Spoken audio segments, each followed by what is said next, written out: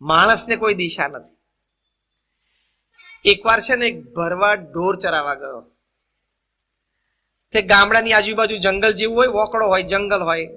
તે જંગલમાં ઢોર અંદર ગયા. આટલે સુધી જાય છે, ભરવાડ ભેગો ગયો. અને એમાં પછી સાંજ ઢળી, એને વાઘની ત્રાળ સાંભળી અને પછી એ તો ત્યાંથી ભાગ્યો. હવે પરિસ્થિતિ એવી બની કે વાઘ એની પાછળ દોડ્યો, એટલે દોડીને ઝાડ ઉપર ચડી ગયો. વળી ઢોર કંઈક ભાગી ગયા હશે, વળી વાઘની નજર માણસ ઉપર હશે એટલે ઢોર વળી બચી ગયા. વાઘ નીચે તપશ્ચર્યા કરીને બેસી ગયો, તને તો લેવાનો જ છે, આખી રાત બેસી રહીશ અહીંયા. એટલે માણસ જરા મૂંઝાણો, પણ સમજી શકીએ છે કે બહુ મોટો વાઘ હોય એ જલ્દી ઝાડ ઉપર ચડી ના શકે, ના ચડે. એ પેલો તો ઉપલી ડાળીએ જઈને બેસી ગયો. ત્યાં એક ગોરીલો વાંદરો એની સામે જોતા જોતા એ ઝાડ ઉપર આવ્યો. થોડી વાર એકબીજાની આંખમાં જોઈ રહ્યા એટલે પેલો માણસ તો બહુ ગભરાઈ ગયો કે ઉપર રહીશ તો આ ગોરીલો વાંદરો મારી નાખશે, અને નીચે જઈશ તો વાઘ તો છે જ. ત્યાં ગોરીલા વાંદરાએ કહ્યું કે તું ચિંતા ના કરીશ, તું અહીં શાંતિથી રહે, તને ભૂખ લાગી હોય તો બાજુના એક બે ઝાડમાંથી હું તને ફળ ફૂલ લાવી આપું. તો કે ના. એને ધરપત થઈ, રાત પડી. એટલે ગોરીલા એને કહ્યું કે તું સુઈ જા. તો કે ના, પણ હું સુઈ જાઉં, પણ મારી ડાળ છટકે હું પડું નીચે તો વાઘ તો બેઠો જ. તો કે હું બેઠો છું, તું ચિંતા શું કામ કરે છે, તને નહીં પડવા દો. એમ કરીને ડાળ ઉપર જરા બે ડાળ ભેગી હતી એની પર એને સુવડાયો. અને ગોરીલાએ કીધું કે રાત્રે 3 વાગે હું તને જગાડીશ, પછી હું અડધી રાત આરામ કરીશ. કારણ કે માણસ હતો એટલે થોડું વિવેક તો આવડે એટલે વિવેક કર્યો કે ના ના તમે સુઈ જાઓ. તો કે અડધી રાત હું સુવું, અડધી રાત તું સુવે. એટલે 12 થી 3 માણસ સુવે અને ગોરીલો ચોકી પેરો કરે, અને 3 થી 6 પછી ગોરીલો સુવે અને માણસ ચોકી કરે. બરોબર માણસ ઘસા ઊંઘતો તો એ વખતે વાઘે ગોરીલાને કહ્યું કે આપણે બેને તો જંગલમાં ભેગું રહેવાનું. આ બહારથી આવ્યો છે, મારને ધક્કો. એટલે પેલો ગોરીલો કે ના, એ મારા વિશ્વાસે સૂતો છે, મારા વિશ્વાસે અહીંયા સૂતો છે, એટલે હું એને ધક્કો તો નહીં મારી શકું. તો વાઘ કે કઈ વાંધો નહીં, હું નીચે બેઠો છું, હવે અત્યાર સુધી ખાલી માણસ મારા નજરમાં હતો, હવે તું પણ છું, બેમાંથી જે પણ હું એક લઈશ. ગોરીલો કે પછીની વાત છે, અત્યારે હું વિશ્વાસઘાત નહીં કરું. 3 વાગે એટલે ગોરીલાએ વાંદરાને ઉઠાડ્યો. માણસે જોયું કે આ બરોબર છે, 3 વાગ્યા. એટલે ગોરીલાએ કહ્યું કે હવે હું સુઈ જાઉં અને તું જાગ. એટલે માણસ જાગ્યો. કલાક એક થઈ હશે ને ગોરીલો આમ એકદમ ગહેરી નિંદ્રામાં હતો. એટલે વાઘે માણસને કહ્યું કે તું બૈરા છોકરા વાળો છું, આને કઈ છે નહીં, તું આને ધક્કો માર દે એટલે હું એને લઈને જતો રહું, અને પછી હું જઉં, પછી દિવસ ઉગે એટલે તું ચાલતો ચાલતો જતો રહે, તારું ગામ તો સામે તને દેખાય જ છે. એટલે માણસને એમ થયું કે આઈડિયા તો સારો છે.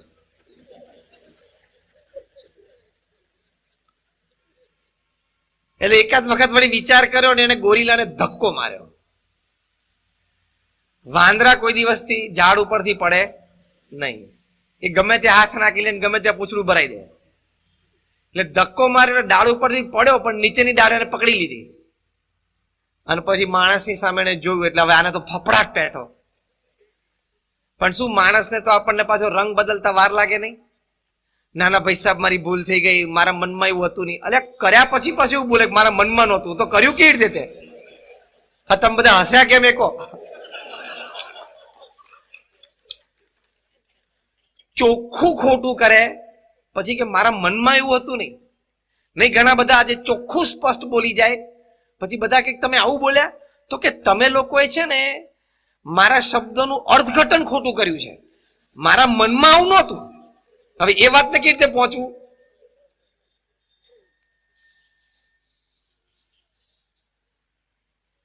એટલે ગોરીલો પાછો એક ડાળ ચડીને માણસની સામે આવ્યો અને એનો હાથ પકડ્યો. એટલે પેલો તો ધ્રુજી ગયો, કારણ કે આ તો જાયન્ટ ગોરીલો એક થપાટ મારે તો માણસને માર નાખે, અને જો ધારે તો ધક્કો માર દે નીચે. એટલે માણસનો બિચારો કરગરવા માંડ્યો. ગોરીલો કે ગભરાઈશ નહીં, હું તને કાંઈ નહીં કરું, તું બેસ. સવાર પડે એટલે વાઘને એમ થયું કે નહીં મેળ પડે એટલે તો ચાલ્યો ગયો. માણસને એમ થયું કે હું ઉતરીને ગામડે પાછો જતો રહું. ગોરીલો કે ઉભો રહે, હું ઉપલી ડાળે જઉં, ઉપરથી જોઉં વાઘ કઈ દિશામાં અને કેટલે પહોંચ્યો છે, પછી તું નીચે ઉતર. ઉપલી ડાળે જઈને જોયું એટલે વાઘ તો કોઈ દિશામાં દૂર સુધી ચાલ્યો ગયેલો. એટલે પછી ગોરીલાએ એને સિગ્નલ આપ્યું કે હવે તું આ દિશા તરફ નીકળી જા, પેલો બહુ દૂર છે. માણસ ઉતરવા જતો હતો ત્યારે ગોરીલો એની પાસે ગયો અને ગોરીલાએ એને એક વાત કરી. ગોરીલાએ એને કહ્યું કે તને શુભેચ્છા છે, તારા પરિવાર સાથે તું સુખ શાંતિથી જીવી શકે, પણ મારી એક વિનંતી છે. તો કે બોલો ને, શું વિનંતી છે? તો કે વિનંતી એટલી છે કે સમાજમાં તમને સ્કૂલ કોલેજોમાં જે ભણાવવામાં આવે છે ને તમે લોકો જે માનો છો ને એ ખોટું છે, એનું પ્રતિપાદન ના કરતા. ત્યારે ફરી વખત માણસે પૂછ્યું કે એવું તમને શું ભણાવવામાં આવે છે, શું અમારી સમજણ ખોટી છે તે તમે ના પાડો છો? એટલે ગોરીલાએ કીધું કે તમને જે સ્કૂલ કોલેજમાં ભણાવવામાં આવે છે ને તમે જે માના છો કે માણસ છે વાંદરામાંથી ઉતરી આવ્યો છે એ ખોટું છે. તમે લોકો નાલાયક પ્રજા અમારા ખાનદાન જ્ઞાતિમાંથી ઉતરી ના આવ્યા હોય. તમે લોકો 21મી સદીમાં એટલી બધી હલકટાઈ ઉપર ઉતરી ગયા છો જેનો પ્રત્યક્ષ ઉદાહરણ આપણા બેના વર્તનમાં આપણે આજે રાત્રે જોયું.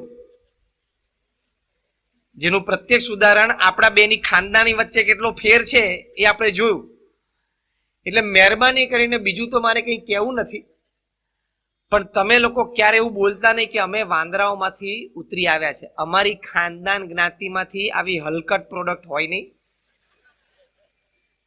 જે હકીકત છે. તમે જોવો અત્યારે આ દુનિયામાં ભણેલા માણસે કેટલું બધું નુકસાન પહોંચાડ્યું છે. અભણ કરતા ભણેલા વધારે નુકસાન પહોંચાડે છે. અભણ માણસ ચોરી કરે તો 5,000 રૂપિયા 50,000 રૂપિયા ની કરે, 5 લાખ ની કરે, અને ભણેલો માણસ ચોરી કરે ને તો 1 લાખ કરોડ, 1.5 લાખ કરોડ, 2 લાખ કરોડ સુધી પહોંચે. હા, બોલો, ત્યાં સુધી પહોંચી જાય. સ્ટેડિયમ બનાવવાના 900 કરોડ રૂપિયા અને 15 વર્ષ પછી એ સ્ટેડિયમને રંગવાના 1400 કરોડ. બોલો, 2010.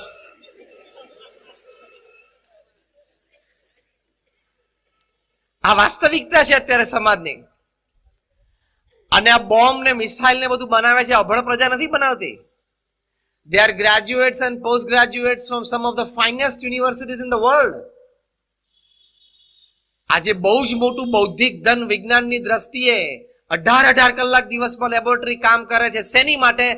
માણસને કેટલો વહેલો સાફ કરી નખાય, પૃથ્વી પરથી મનુષ્ય જાતિ મિટાવી ક્યારે જલ્દી શકાય એની માટે કામ કરે છે. અને મોટા મોટા દેશના સરકાર એને પે કરે છે.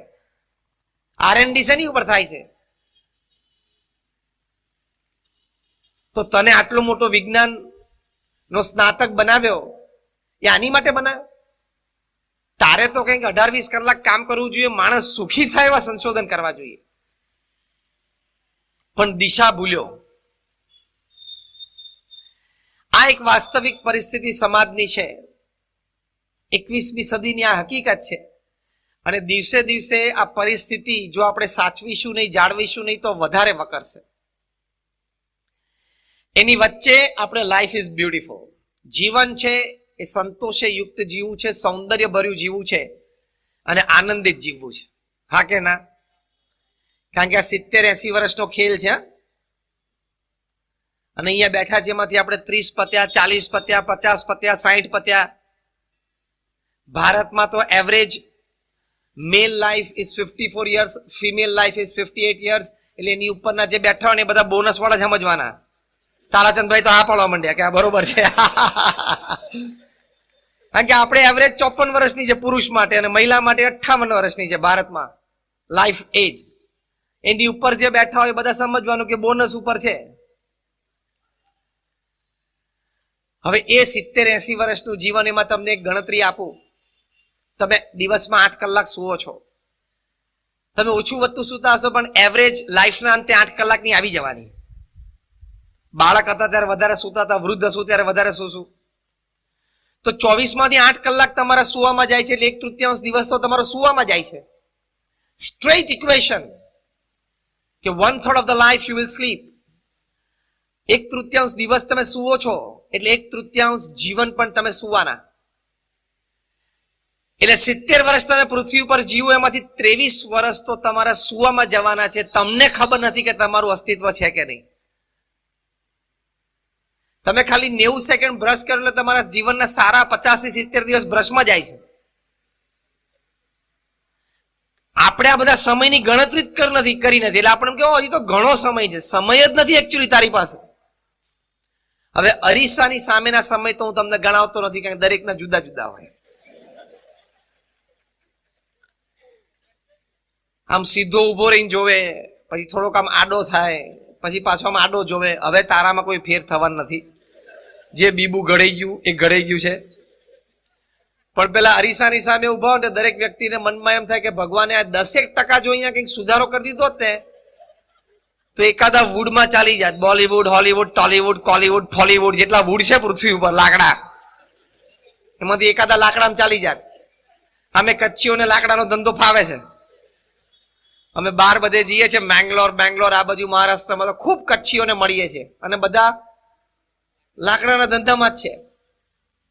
એટલે એકાદા લાકડામાં ચાલી જાય. પણ એ ભગવાને છે ને એ બાકી રાખ્યું 10%, જેથી શું ઓડિયન્સ ભરાય, થિયેટર ભરાય. બધા પછી સ્ક્રીન ઉપર ચડી જાય તો ત્યાં ક્યાં આટલી બધી જગ્યા છે. અત્યાર સુધીની જે આ વાત થઈ એમાં આટલું સમજવાનું કે 21મી સદીમાં આપણે સુમેળે સંતોષયુક્ત આનંદયુક્ત જીવન જીવવું હોય તો પ્રથમ અગત્યની વાત એ છે કે આપણે એક વિચારની સ્થિરતા જોશે, એક વિચારની સ્પષ્ટતા જોશે, એક વિચારની પવિત્રતા જોશે. Because man at the end of the day is a bundle of his own thoughts, and at the end of the life is a result, outcome of his own thoughts.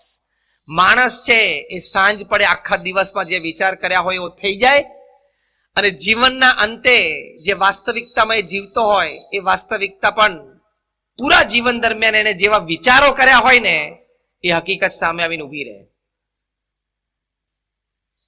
તો વિચારોની સ્પષ્ટતા, વિચારોની ઊંચાઈ અને વિચારોની પવિત્રતા હંમેશા રાખવી, એ તો આપણા હાથની વાત છે ને. સંજોગ પરિસ્થિતિ આપણા હાથની વાત નથી. હા કે ના? સંજોગ અને પરિસ્થિતિ આપણા હાથની વાત નથી. બનવા જોગ તો ઘણું બધું બની શકે, પણ એમાં વિચારો સારા રાખવા, વિચારો ઉચ્ચ રાખવા અને વિચારો પવિત્ર રાખવા, એટલું તો આપણા હાથની વાત છે કે નહીં? Yes or no? તો એ જે આપણા હાથની વાત છે આપણે બરોબર કરી છૂટવું એ મનુષ્યનું કર્તવ્ય છે, અને કર્તવ્ય કરતા વિશેષ મનુષ્યનું ગૌરવ છે. What is in your hands, આપણા હાથમાં જે પુરુષાર્થની વાત છે, આપણા હાથમાં જે કરી શકીએ વાત છે, તો આપણે શ્રેષ્ઠ જ કરવું. પછી ભાગ્યની વાત છે, ઈશ્વર કૃપાની વાત છે, સંજોગની વાત છે. એ જે ફળ મળવું હોય તે મળે, એની પછી ચિંતા નહીં કરવાની. Do your duty well, execute it વેલ. આપણી જે જવાબદારી છે, આપણું જે કામ છે એ આપણે શ્રેષ્ઠતાપૂર્વક કરવાનો પ્રયત્ન કરવો, તો એ પ્રથમ પગથિયું છે. Life is beautiful. જીવન છે સૌંદર્ય ભર્યું છે, અને તમે સારી રીતે કામ કરો, શ્રેષ્ઠતાથી કામ કરો, તો ચોક્કસ જીવનમાં કાર્ય સંબંધી નાની મોટી સફળતા તો મળે જ. જો તમે નૈતિક પ્રામાણિક પુરુષાર્થ કરો, સફળતા મળે જ. તમે જો નીતિમત્તા કોઈ દિવસ ન છોડો, સફળતા મળે જ. કારણ કે ભગવાનને આ બધા ગુણો પ્રિય છે, અને જે ગુણમાં વર્તે ભગવાનની કૃપા થાય જ. તો એ પ્રથમ પગથિયું છે. Life is beautiful. સચિન તેંડુલકરે જ્યારે ઇન્ટરનેશનલ ક્રિકેટમાં 20 વર્ષ પૂરા કર્યા, ટાઈમ્સ ઓફ ઇન્ડિયા મુંબઈએ સ્પેશિયલ એડિશન તૈયાર કરેલું, સ્પેશિયલ સપ્લિમેન્ટ તૈયાર કરેલી. એમાં સચિન તેંડુલકરનો ઇન્ટરવ્યુ લીધેલો. એમાં એમને પૂછવામાં આવ્યું કે what is the secret of your success, તમારી સિદ્ધિનું રહસ્ય શું છે? કારણ કે 20 વર્ષ સુધી કોઈ પણ ક્ષેત્રમાં આંતરરાષ્ટ્રીય કક્ષાએ પરફોર્મન્સ આપવું એ કોઈ સામાન્ય વાત નથી. જબરજસ્ત ફિઝિકલ ફિટનેસ જોઈએ, મેન્ટલ ટફનેસ જોઈએ, ઇમોશનલ બેલેન્સ જોઈએ, નહીં તો શક્ય જ નથી. સચિન તેંડુલકરે વાત કરી કે at 6 AM I am at the nets. સવારે 6 વાગે ને એટલે હું નેટ પર પહોંચી જાઉં અને 500 ડિલિવરી ફેસ કરું અને પછી જ મારા મોબાઈલ ફોનને અડું અથવા બીજી કોઈ ક્રિયામાં પ્રવર્તું. ઇન્ટરવ્યુઅરને આશ્ચર્ય થયું કે તમે આગલા દિવસે સેન્ચુરી કે ડબલ સેન્ચુરી કરી હોય તો પણ બીજા દિવસે 6 વાગે હું નેટ પર પહોંચી જાઉં. સચિન બોલ્યા. ઇન્ટરવ્યુઅર ત્રીજો પ્રશ્ન પૂછ્યો કે આગલા દિવસે તમે સેન્ચુરી કરી હોય તો તમને એમ તો હોય ને કે બધા જ ન્યૂઝપેપરમાં મારા ફોટોગ્રાફ્સ હશે, કેપ્શન લખાણા હશે, તો તમારું આમ મન લલચાઈ ના જાય કે સવારના પરમાં ઉઠીને પહેલા હું આ જોઉં? સચિન તેંડુલકર બોલ્યા કે જો એમાં મન લલચાવી દઈએ તો પરફોર્મન્સ ઉપર ઇફેક્ટ આવે. એટલે સવારે 9 વાગે હું 500 ડિલિવરી ફેસ કરીને પછી જ સોશિયલ મીડિયા ખોલું. પુરુષાર્થથી વ્યક્તિ આગળ વધે જ નહીં. તો એ તો God gifted naturally talented cricketer હતા ને, છતાં એ ટેલેન્ટ, એ ગિફ્ટ ને જાળવી રાખવા માટે પણ આવો પુરુષાર્થ કરવો પડે. પણ કેટલી નૈતિકતા અને પ્રામાણિકતાથી એમની કારકિર્દી એ પૂરી કરી. ક્યારેય કોઈ પ્રકારના વાદ વિવાદમાં, કોન્ટ્રોવર્સીમાં સચિન તેંડુલકર આવ્યા નથી. 10 થી વધારે એવા પ્રસંગો છે જ્યારે એમને ખોટો આઉટ આપી દેવામાં આવ્યો. આ બધા જ પ્રસંગોમાં ક્યારેય એમણે અમ્પાયરની આંખમાં આંખ નાખી નથી. 1 સેકન્ડથી વધારે પીચ ઉપર ઉભા રહ્યા નથી. અમ્પાયરની આંગળી ઊંચી જોવે એટલે જે સ્પિરિટ ઓફ ધ ગેમ છે, સ્પિરિટ ઓફ ધ ગેમ પ્રમાણે તરત ક્રીઝ છોડીને પેવેલિયન તરફ ચાલવા માંડવાનું. પત્રકારોને ખબર હોય કે આ ખોટો આઉટ આપ્યો છે એટલે સચિન તેંડુલકરને મોઢામાં આંગળા નાખીને બોલાવડાવે, કંઈક બોલે છે તો બીજે દિવસે એને ફ્લેશ ન્યૂઝ મળી જાય પત્રકારોને. હા, એટલે સચિન તેંડુલકરને મોઢામાં આંગળી નાખે. પણ આજ સુધી આપણે કોઈ એવા પ્રસંગના સાક્ષી નથી કે સચિને કોઈ દિવસ વિવાદાસ્પદ સ્ટેટમેન્ટ આપ્યું હોય. નહીં તો એ આપે. એક સમય એમના જીવનનો એવો હતો, એક કક્ષા એમની એક સમય એવી હતી કે ખાલી બોલે ને કે આ જે મને અમ્પાયરે ખોટો આઉટ આપ્યો છે તો એ અમ્પાયરની કારકિર્દી ઉપર પ્રશ્ન આવી જાય. હા, એ કક્ષાએ સચિન તેંડુલકર એક જમાનામાં હતા. એ જો બોલે કે અમ્પાયરે આજે ખોટું ડિસિઝન આપ્યું છે તો એમ્પાયરની કારકિર્દી પ્રશ્નમાં આવી જાય, પૂરી પણ થઈ જાય. પણ ક્યારેય બોલ્યા નહીં. એટલે નીતિમત્તાથી જીવ્યા, સ્પિરિટ ઓફ ધ ગેમથી જીવ્યા.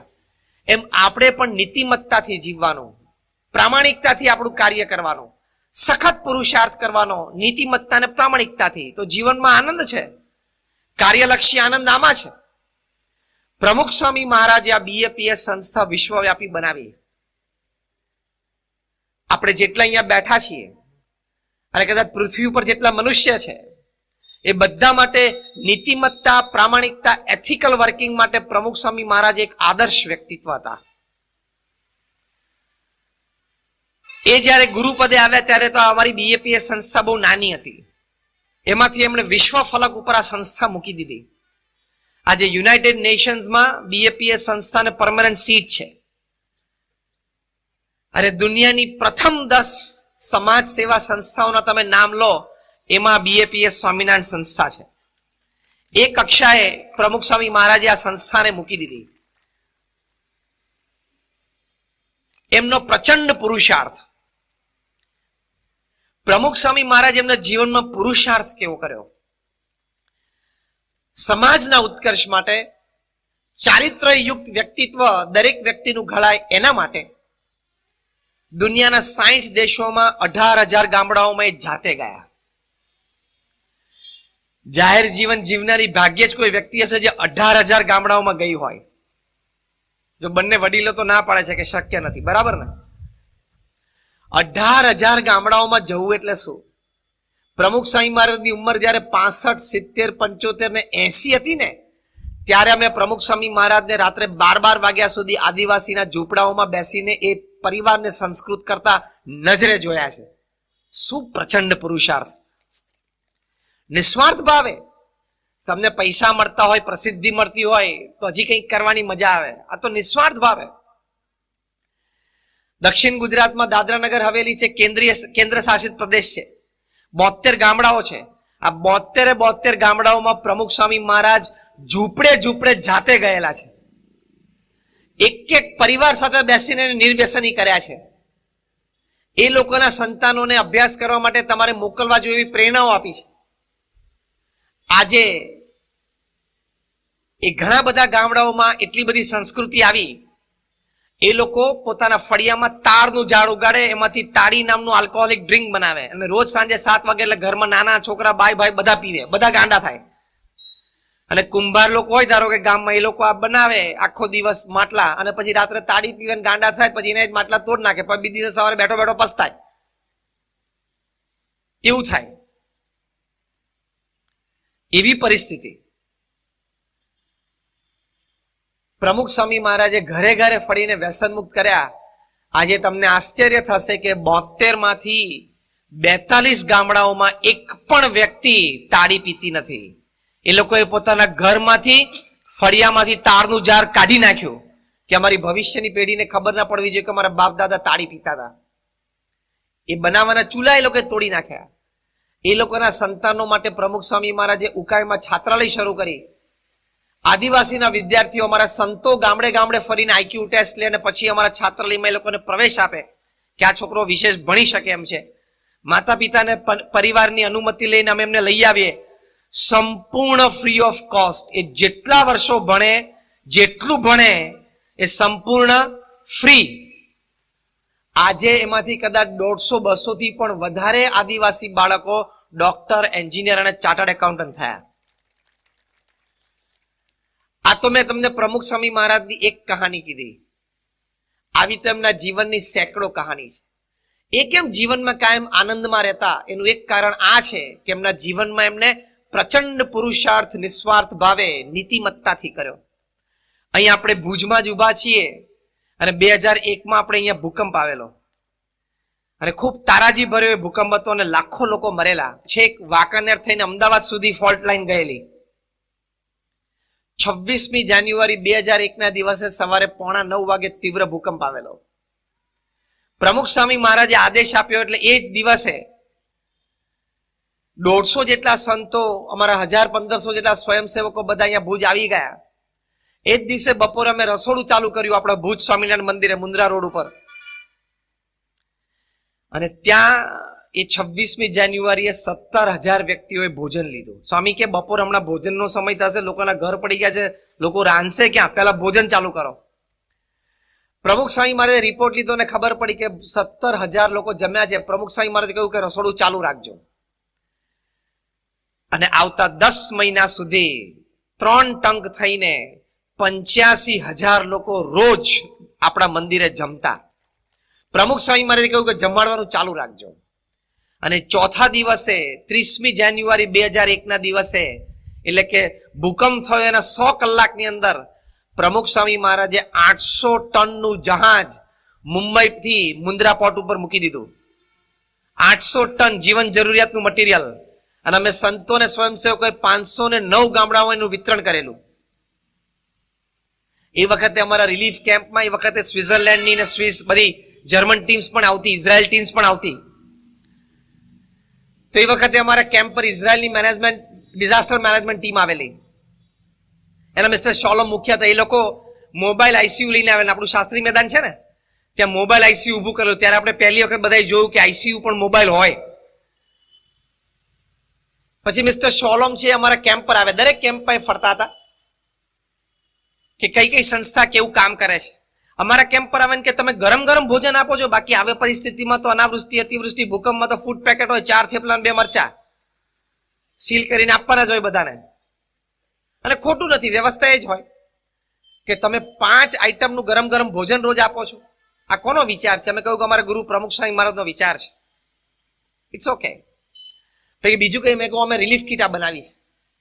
તો રિલીફ કીટ એમને કહ્યું કેન આઈ સી ઇટ? મેં કહ્યું યસ, ફીલ કમ્ફર્ટેબલ. જો એટલે એમને બધું મટીરિયલ બહાર કાઢ્યું. એટલે 4 વ્યક્તિઓ માટે એક જોડી કપડાં, માતા પિતા ભાઈ બહેનના 4 જણાના એક જોડી કપડાં, એ 4 જણાના પરિવારને 1 અઠવાડિયું ચાલે એટલું રાશન, એ બધું એમણે જોયું તો રાજી થયા. પછી અંદરથી નેલ કટર નીકળ્યું, હેર ઓઇલ નીકળ્યું અને કાંસકો નીકળ્યો. એટલે મિસ્ટર શોલમને તો અત્યંત આશ્ચર્ય થયું. What is this? મેં કહ્યું ધીસ અ નેલ કટર. તો કે તો મને ખબર છે. હું એમને ગાઈડ કરતો હતો એ વખતે. તો કે કેમ નેલ કટર? મેં કહ્યું અમારા ગુરુ પ્રમુખ સાંઈ મહારાજે કહ્યું કે 4-5 દિવસથી ભૂકંપ થયો છે, 8-10 દિવસ વીતી ગયા, તો એ લોકો પાસે નખ વધી ગયા હશે ને, તો ખાતી વખતે એમને નખ નડતા હશે, માટે આપણે એક નેલ કટર મૂકો. અમે સંતોએ કીધું સ્વામી રિલીફ કિટમાં, રાહત કિટમાં નેલ કટર હોય નહીં. સ્વામી કે ના, આપણે મૂકો. અમે સંતો કીધું સ્વામી અહીંયા ઘણા બધા તો ગામડાઓમાં નેલ કટર, આજથી હું 20 વર્ષ પહેલાની વાત કરું, જોયા પણ નહીં હોય, અને જે ભગવાને કુદરતી નેલ કટર આપ્યા છે ને એ જ વાપરતા હશે. સ્વામી કે ના મૂકો. સારું, મૂક્યું. સ્વામી કે લોકોને આટલા દિવસથી ભૂકંપ આવ્યો છે ને, તો નહીં નાવા ધોવાનું નહીં થયું હોય, સ્વાભાવિક છે, પાણીની વ્યવસ્થા ન થઈ હોય તો આપણે માથામાં નાખવાના તેલની શીશી મૂકો, જેથી લોકો માથામાં જરા તેલ નાખે ને કાંસકાથી વાળોડે ને તો એમ જરા એને ફ્રેશ લાગે, એમ લાગે કે ભાઈ આપણે જરા ફ્રેશ થયા. વળી બાપાનો બહુ આગ્રહ તો મેં મૂકી. પછી એમને લાગ્યું કે આ ફોન જો લાંબો ચાલશે ને તો આ કીટ આખી ઘર વખરીમાં ફેરવાઈ જશે. તમને આશ્ચર્ય થશે કે 2001માં પ્રમુખ સ્વામી મહારાજની ઉંમર 81 વર્ષની હતી, 81. અને 81 વર્ષની ઉંમરે રોજ પ્રમુખ સ્વામી મહારાજ એ 70 પત્રો વાંચતા અને ઉત્તર આપતા, રોજ 500 વ્યક્તિઓને વ્યક્તિગત મુલાકાત આપતા, 2.5 થી 3 કલાક સંસ્થાકીય વહીવટની મિટિંગોમાં બેસતા, રોજ 40 થી 50 incoming outgoing phone calls attend કરતા, રોજ સાંજે 2 કલાક આવી રીતે સત્સંગ સભામાં બેસતા. આ બધા જ કાર્યક્રમ 8-10 કલાકની પ્રવૃત્તિ પછી રાત્રે એક્ઝેક્ટ 10 વાગે રોજ પ્રમુખ સ્વામી મહારાજ જ્યાં હોય ત્યાંથી ભુજ એમનો ફોન આવે અને રોજ 1 કલાક રિપોર્ટિંગ લે કે આજે શું કર્યું. એટ ધ એજ ઓફ 81, હા, 81 વર્ષની ઉંમરની આ વાત કરું છું એમની.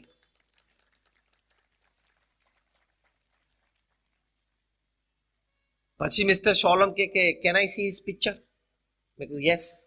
એટલે મેં પ્રમુખ સાંઈ મહારાજનો ફોટોગ્રાફ દેખાડતો, આમ જોઈ રહ્યા એમની આંખોથી પ્રભાવિત થયા. અને પછી એમણે કહ્યું, થોડા હસ્યા. એટલે મેં કહ્યું કેમ હસ્યા તમે? તો કે તમારે સંતોને નિયમ છે કે તમે વાળ છે માથા પરથી તમે એનું મુંડન કરી નાખો. મેં કહ્યું યસ. તો કે પ્રમુખ સ્વામી મહારાજ? મેં કહ્યું ઓફકોર્સ. કેટલા વર્ષથી એ સંત છે? મેં કહ્યું અત્યારે એમની ઉંમર 81 વર્ષની છે, એમને 17 વર્ષે દીક્ષા લીધી, એટલે કદાચ 63-64 વર્ષથી એ સંત છે. તરત ભાવથી મિસ્ટર સોલમ બોલ્યા કે જે વ્યક્તિએ 63-64 વર્ષથી માથામાં તેલ નથી નાખ્યું અને કાંસકો વાપર્યો નથી, એ વ્યક્તિને લોકોને માથામાં તેલ નાખવાની જરૂર છે અને કાંસકો આપવો જોઈએ, એ વિચાર આવે ને એ વ્યક્તિ હૃદયથી મદદ કરવાની ભાવના ધરાવે છે. પછી એને કહ્યું કે we walk from the head, he walks from the heart. એટલે આ ભાવનાથી કહેવાનું. પછી પ્રમુખ સ્વામી મહારાજે 9 ગામ દત્તક લીધા. અહીંયા કચ્છ જિલ્લામાં અમે 9 ગામ BAPS દત્તક લીધેલા અને 1500 ઘર બાંધી આપ્યા. આ ઉખડમોરા ને બધા ગામો હતા, પછી એનું નામ યજ્ઞપુરુષ નગર ને બધું, જીવાપર ગામ હતું, ઉખડમોરા ગામ હતું, આ બધા અમારી સંસ્થાએ દત્તક લીધેલા. અને 1.5 થી 2 વર્ષમાં અમે બધા 2003 સુધીમાં ગામો ગામ બધા બાંધી આપેલા. બીજા 42 ગામોમાં અહીંયા કચ્છમાં પ્રમુખ સ્વામી મહારાજે કાં તો રસ્તો બાંધી આપ્યો, કાં તો પાણીની ટાંકી બાંધી આપી, કાં તો પ્રાથમિક શાળા માટે 2-3 ઓરડા બાંધી આપ્યા, કાં તો પબ્લિક હેલ્થ સેન્ટર PHC બાંધી આપ્યું. આટલી નીતિમત્તાથી પ્રામાણિકતાથી કામ પ્રમુખ સ્વામી મહારાજ કરતા. તે વખતે બધા દાતાઓ જે BAPS દાન આપતા એ કહેતા, આમ તો પૂર્વ એક પ્રધાનમંત્રી શ્રી ભારત વર્ષના હતા, એ કહેતા કે અમે દિલ્હીથી કેન્દ્ર સરકારમાંથી 1 રૂપિયો છોડીએ તો એકચ્યુઅલ લાભાર્થી સુધી પહોંચતા 15 પૈસા થઈ જાય છે. એવું આપણે એક પ્રધાનમંત્રી શ્રી બોલેલા.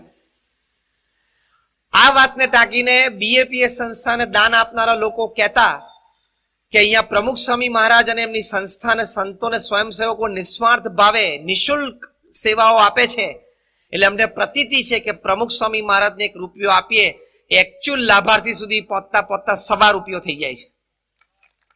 પ્રમુખ સ્વામી એમાં 25 પૈસા ઉમેરે છે. તો જો આવી રીતે તમે જીવનમાં કામ કરો ને તો તમને આનંદ આવે. પ્રમુખ સ્વામી મહારાજને 1991માં હરકિશનભાઈ મહેતાએ મુંબઈમાં પૂછેલું કે તમારા જીવનમાં કોઈ દુઃખનો પ્રસંગ? પ્રમુખ સ્વામી મહારાજે કહ્યું કે કોઈ પ્રસંગ નથી, બધા જ પ્રસંગો આનંદના છે. પ્રમુખ સ્વામી મહારાજના ભવ્ય સન્માનો પણ થયા છે પૃથ્વી ઉપર. કેનેડા, બ્રિટિશ, કેન્યન પાર્લામેન્ટમાં સ્ટેન્ડિંગ ઓવેશન, 40 સિટીઓની કી ટુ ધ સિટી અમેરિકામાં મળી છે. અને સામે અજ્ઞાત લોકોએ કોઈ ગેરસમજથી એમનું મોઢામોઢ અપમાન પણ કર્યું છે. આ બંને પ્રસંગોમાં અમે પ્રમુખ સ્વામી મહારાજને બહુ જ સ્થિર જોયા છે. પ્રમુખ સ્વામી મહારાજ કહ્યું બધા જ પ્રસંગ આનંદના છે. અને આ પ્રસંગ આપણને પૂછ્યો કે તમારા જીવનનો કોઈ દુઃખનો પ્રસંગ, તો તમે શું કહો? ગઈકાલનો એક કહું,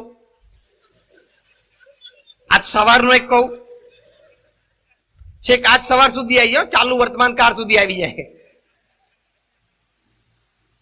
અમુક જણાને તો બિચારાને પ્રસંગ જીવનમાં જે મુખ્ય પ્રસંગ છે ને એ જ દુઃખદાયી બન્યો છે. ખબર પડી? તાલીઓ પરથી ખબર તો પડી ગઈ, તમને બધાને ખબર પડી ગઈ. ઘણા બધાને પૃથ્વી ઉપર જીવનનો જે મુખ્ય પ્રસંગ હોય ને એ જ ભારે દુઃખદાયી થયો છે. એ બધાને એમ છે કે તે દિવસે વળી કેફમાં આવી ગયો, માંડવો બાંધેલો હતો, ઢોલ નગારા વાગતા હતા, શરણાઈઓ વાગતી હતી, એમાં છાતી કાઢીને જે હાર પહેરી લીધો એમાં એવો ગળે ઘંટ આવી ગયો છે.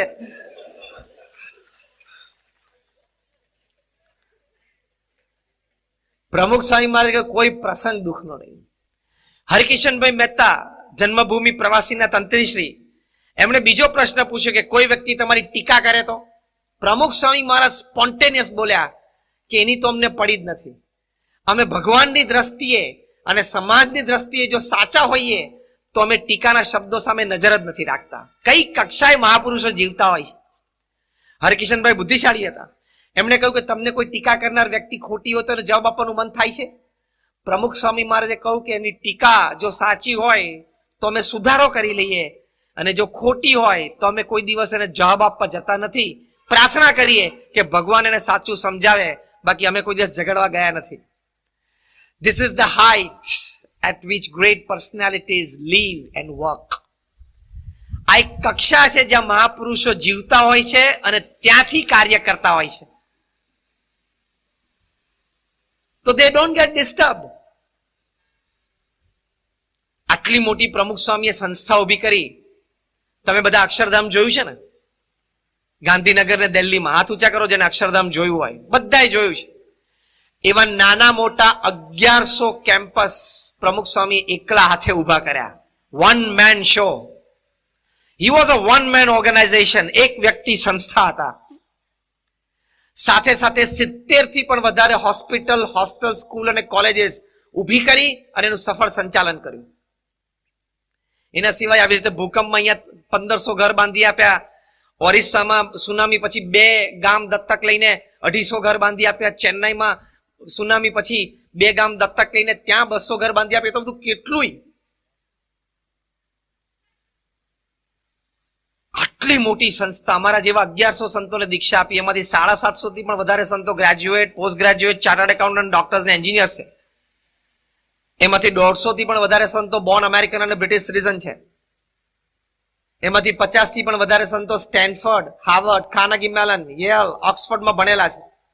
અમારા ઘણા બધા સંતો લાખ, 1.5 લાખ, 2 લાખ ડોલરના પગાર છોડીને સાધુ થયા છે. હું તમને એટલા માટે કહું છું કે તમને એમ ના લાગે કે નહીં ફાવ્યું હોય, નહીં ગમ્યું હોય, નહીં જામ્યું એટલે અહીંયા આવ્યા છે. બધું જામેલું જ હતું, બધું ફાવતું જ હતું. પણ પ્રમુખ સ્વામી મહારાજનું અતિ પવિત્ર જીવન, પ્રમુખ સ્વામી મહારાજની નિસ્વાર્થ સેવા ભાવના જોઈને અમે અહીંયા આવ્યા છીએ. તમારામાંથી અહીંયા બેઠા છે એમાંથી કેટલા જણા 29 વર્ષથી ઓછા છે? બોલો, આંગળી ઊંચી કરો. બહુ આંગળી ઊંચી કરો. છૂટથી આંગળી ઊંચી કરો. ઘણો બધો સમાજ બેઠો છે. તમે બધા જન્મ્યા ને એ પહેલા મેં એન્જિનિયરિંગ પૂરું કરેલું છે 29 વર્ષ પહેલા. And that to be, not diploma. Diploma એન્જિનિયરને ગ્રેજ્યુએટ ના કહેવાય. ડિપ્લોમા ને ગ્રેજ્યુએટ ના કહેવાય. પાછળ થોડાક હશે એટલે વિશેષ સંદર્ભમાં હશે આસો.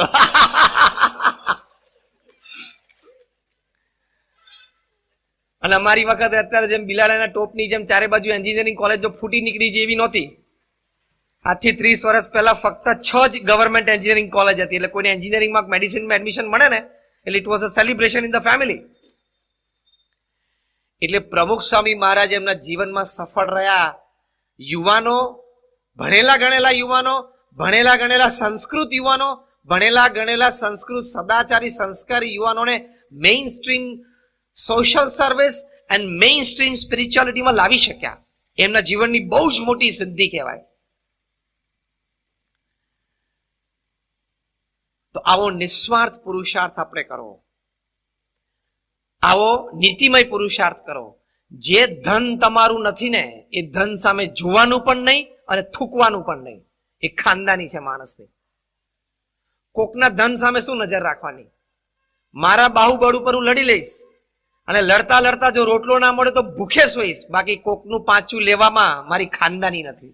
એ તો ગૌરવભર્યું જીવન જીવવું જોઈએ કે નહીં? બાકી હમણાં રાત્રે 12 વાગશે ને વાહન વ્યવહાર પૂરો થશે રોડ ઉપર, એટલે કૂતરાઓ રોડ ઉપર આવીને ઝઘડશે અને 12 કલાક પછી કાલ સવારે 12 વાગે ઓફિસમાં બેસીને 3 પીસ સૂટ પહેરીને તમે અડધા એકર માટે ઝઘડો, પેલો રાત્રે અડધા રોટલા માટે ઝઘડે, બીજી દિવસે અડધા એકર માટે ઝઘડો, બે હરકું થયું. તો એની સામે જોવાનું નહીં, થૂકવાનું નહીં. અને ભૂલથી એમાં જો આડોઅવડો હાથ ચાળો કર્યો તો પ્રશ્ન આવશે. એમાં નીતિમત્તામાં જો પ્રશ્ન આવે તો મોટો પ્રશ્ન આવશે. અને હવે તો બધી રીતે સરકારના કાયદા પણ કડક છે, સરકારના હાથ પણ લાંબા છે અને જીએસટી કોઈને છોડવાનું નથી. ધીમે ધીમે ટાઈટ થતું જાય છે ને, અને જરૂરી છે દેશના વિકાસ માટે, એબ્સોલ્યુટલી નેસેસરી. તમે દુનિયાના પ્રથમ 20 વિકસિત દેશો લો, એ બધા દેશોએ આજથી 10 વર્ષ પહેલા, 20 વર્ષ પહેલા, 25 વર્ષ પહેલા જીએસટી નાખેલું, એટલે આજે એની ટેક્સ સિસ્ટમ સારી છે. એટલે આપણે અત્યારે ટ્રાન્ઝિશન ફેઝમાં છીએ, એક નવી સિસ્ટમ ઇન્ટ્રોડ્યુસ કરી. એટલે નાના મોટા પ્રશ્નો હોય એટલે કે એ ગાવા માંડીએ ને ચાવવા માંડીએ એટલે કે સિસ્ટમ ખોટી થઈ જાય છે. America, Russia, China, UK, France, Germany, અમે તો આ બધા દેશોમાં ગયેલા છીએ. ત્યાંની આર્થિક વ્યવસ્થા, સામાજિક વ્યવસ્થા બહુ નજરે જોયેલી છે, તમારામાંથી ઘણા જોઈએ છે. તે લોકોએ પણ આજથી 10 વર્ષ પહેલા, 15-25 વર્ષ પહેલા જીએસટી નાખ્યો, ત્યારે એ લોકોને પણ શરૂઆતમાં આપણે પ્રોબ્લેમ આવ્યા હતા, પણ એનું આપણને ખબર ના હોય. કોઈક 2 જણા ખોટું લખે, 2 જણા ખોટું ચલાવે એટલે આપણે ઉચકવા માંડીએ. પણ ધીમે ધીમે આવડી મોટી સિસ્ટમ રન થાય. શિયાળામાં તારા સ્કૂટરને 4 કિક મારે તોય ચાલુ નથી થતું, થીજી ગયું હોય તે એન્જિન. તારું સ્કૂટર 4 કિકે ચાલુ નથી થતું, તો આવડી મોટી સ્કીમ 1 કિકે ચાલુ થાય? એટલો તો બુદ્ધિથી વિચાર કર. System is a system. પણ એ GST, goods and services tax, હું ઘણી વખત કહું છું, તમે જીએસટી બરોબર આપશો ને એટલે ઉપરથી એક જીએસટી તમારી ઉપર વરસશે.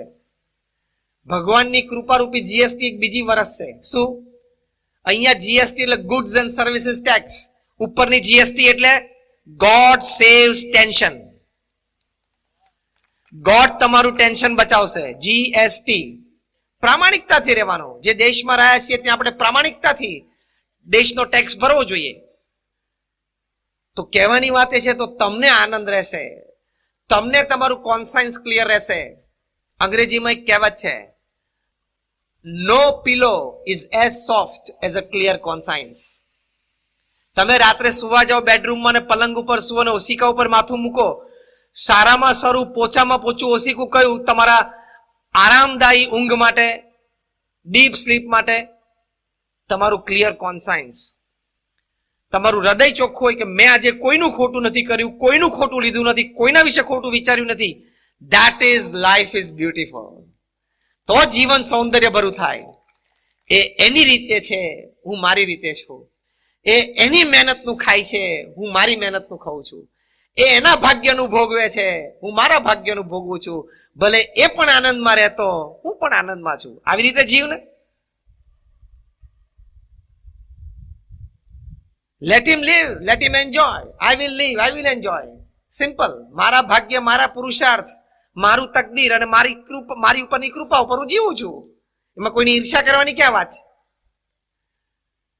પડોશીને ત્યાં ગાડી આવે તરત ઈર્ષ્યા આવે, એના ભાગ્યનું છે, એના મહેનતનું છે. પડોશી કરતા શાળા બનાવીને ત્યાં આવે ત્યારે વધારે પ્રશ્ન થાય.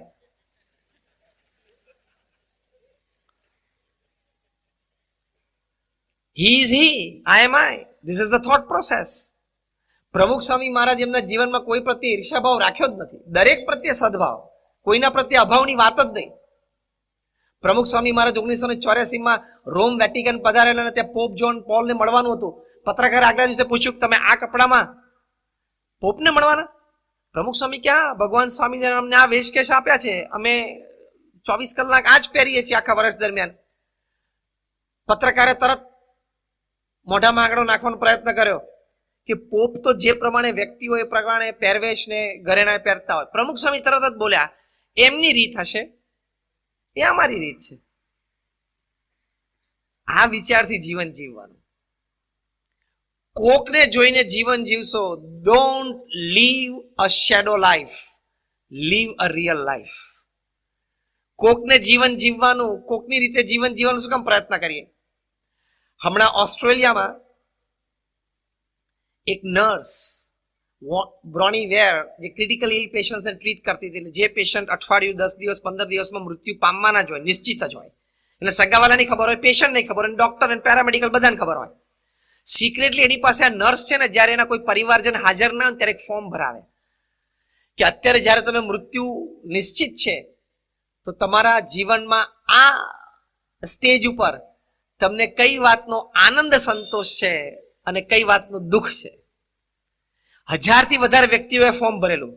ફ્રોમ એન ઓર્ડિનરી કાર્પેન્ટર, એટલે કોઈ સુથારથી માંડીને કોઈ પ્રોફેશનલ, કોઈ ફેમિલી બિઝનેસ ઓનર, બધાએ ફોર્મ ભરેલા. એમાં કઈ વાતનું દુઃખ છે એનું લિસ્ટ લાંબુ હતું. એમાં 5 આઈટમ લખેલી, કોમન બધાએ જે હતી એમાંથી 5 આઈટમ નીકળી. એની પરથી આ બ્રોનીવેરે પુસ્તક લખ્યું છે, the 5 regrets of the dying. New York ટાઈમ્સમાં બેસ્ટ સેલર સાઇન અઠવાડિયા સુધી રહ્યું, which is a world record. આ 5 માંથી એક મુદ્દો આ હતો કે I should have lived a life of my choice, not the choice of others or what others expected me to leave.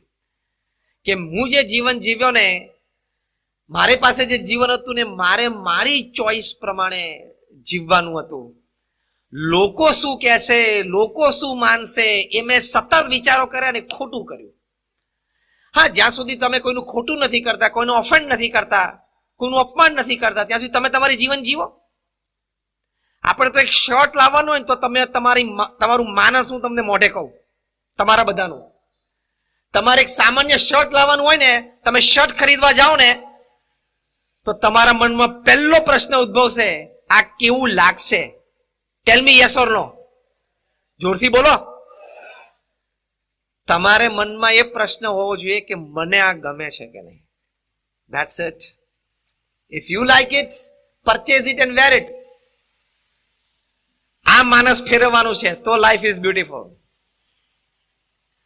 મને કેવું લાગશે એટલે શું? તમે લોકોના આધારે જીવન જીવો છો કે લોકોને મેં આ પહેરેલું શર્ટ કેવું લાગશે, એને જે લાગવું એ લાગે. પૈસા કોના છે?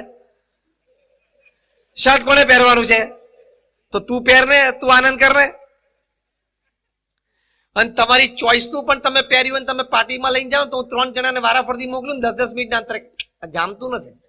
પાછો બીજો કે આવું શું પહેરલા આવ્યો, 10 મિનિટ પછી ત્રીજો જાય. અરે આ તો કઈ કોમ્બિનેશન કહેવાય. પાર્ટી છોડીને જતો રહે, શર્ટ બદલીને પાછો આવે. એવું તો આપણું માનસ હલકું છે પાછું. એટલે એક ચોક્કસ વિચારધારાથી જ આપણે જીવવું, સ્પષ્ટ વિચારધારાથી જીવવું અને આપણી ચોઈસ પ્રમાણે આપણે જીવન જીવવું. હા, મેં કીધું ને, આપણે કોઈનું ખોટું ના કરતા હોય, કોઈને ઓફેન્ડિંગ ના હોઈએ, કોઈનું અપમાન નથી કરતા, મદદરૂપ થવાની ભાવના રાખીએ છીએ. પછી the choice is yours, it is your life. Yes or no? તો જીવન જીવવાનો આનંદ આવે. બીજી એક વાત છે કે આપણે જે આપણું જીવન જીવીએ છીએ એમાં આપણું ક્ષેત્ર હોય, આપણો પરિવાર હોય, આપણું વર્તુળ હોય, ત્યાં મર્યાદા અને સીમિત રહેવું. આખી દુનિયાની માહિતી ભેગી કરવાની જરૂર નથી અને આખી દુનિયા વિશે ટીકા ટિપ્પણ કરવાની પણ જરૂર નથી. એ કામ કરનારાનો એક વ્યવસાય જુદો છે, એ આપણે બધાને લાગુ નથી પડતો. પણ આપણું માનસ એટલું હલકું છે.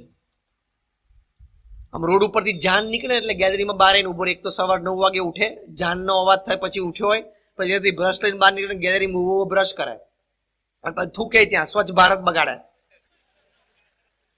અને પછી જાન પસાર થઈ જાય ને 20 મિનિટ પછી, એક તો ગંજીન લુંગી પહેરીને બહાર આવ્યો હોય, બ્રશ કરતો કરતો ત્યાં પેરાપેટ ઉપર થૂકે. તમે બધા દ્રશ્યો જોયા હશે. જોયા કરતા એક સ્ટેપ આગળ હશો.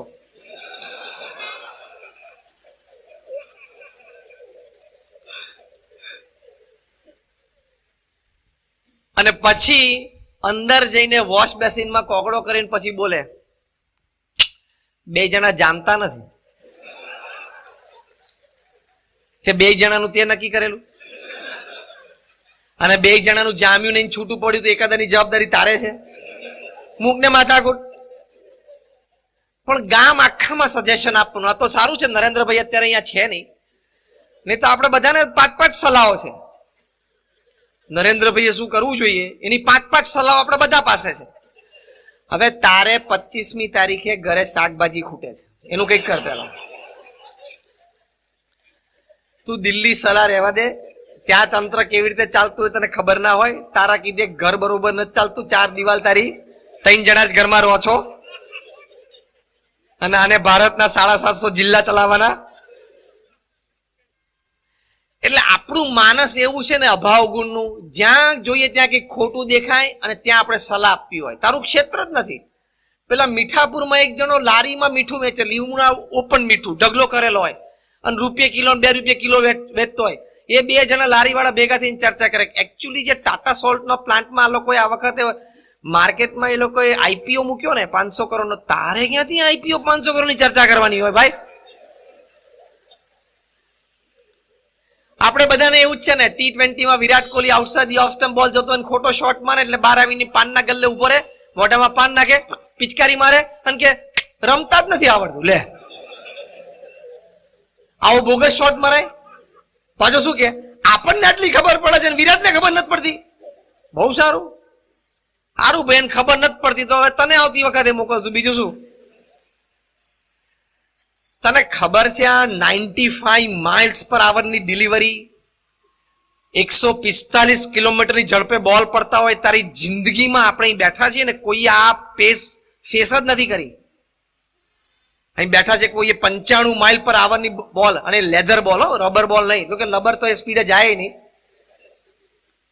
અને ટપ્પી ખાઈને 2 ફૂટ કટ થઈ જાય. બોલરના હાથમાંથી બોલ છૂટે એટલે વિરાટ કોહલી પાસે સેકન્ડનો 40મો ભાગ હોય નક્કી કરવા માટે શું કરવું. તારી જેમ થોડે છે કે આઉટ થઈ શકે. ના, હું તો એમ સમજતો તો ટ્રાયલ બોલ છે યાર, એવું ના ચાલે. ત્યાં પછી ત્યાં કઈ ટ્રાયલ બોલની સિસ્ટમ નથી. અને તને ભૂલથી ત્યાં મોકલી દીધો હોય તો 6 બોલ પેલો નાખીને કેપ લઈને અમ્પાયર પાસેથી પાછો જાય ને બોલર, ત્યાં તું અમ્પાયરને પાછો ફરિયાદ કરે કે અમ્પાયર એને કોને આ શું એક્શન કરીને જતો રહેતો હતો. ખબર પડી? દેખાવું જોઈએ ને કઈ. અમ્પાયર કે પાછળ જો ત્યાં 3 માંથી કશું વધ્યું ના હોય.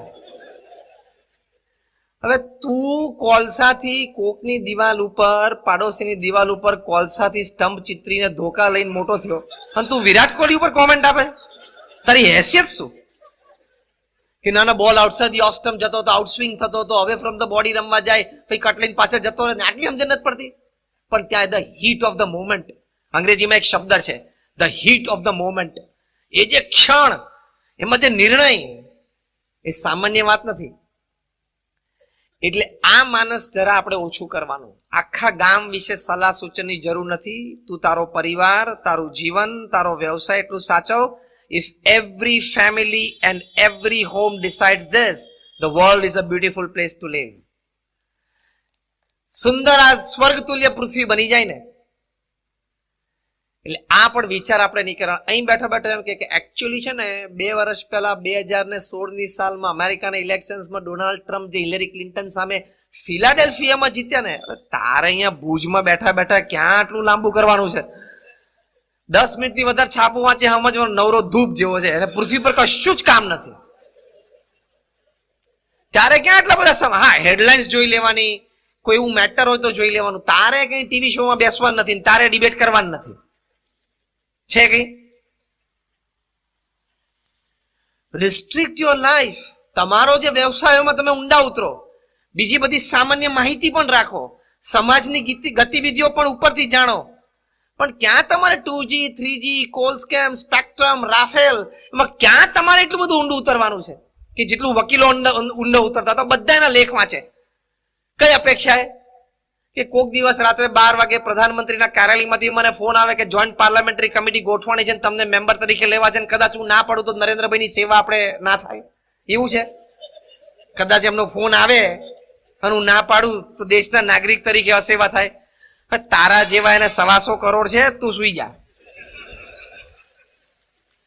Restrict yourself. Restrict yourself to your life, your family life, your business life, and a general information of the surrounding. આપણી આજુબાજુની એક સામાન્ય માહિતી રાખવાની. બાકી આપણું જીવન, આપણો પરિવાર, આપણો વ્યવસાય એમાં આપણે ઊંડા ઉતરવાનું.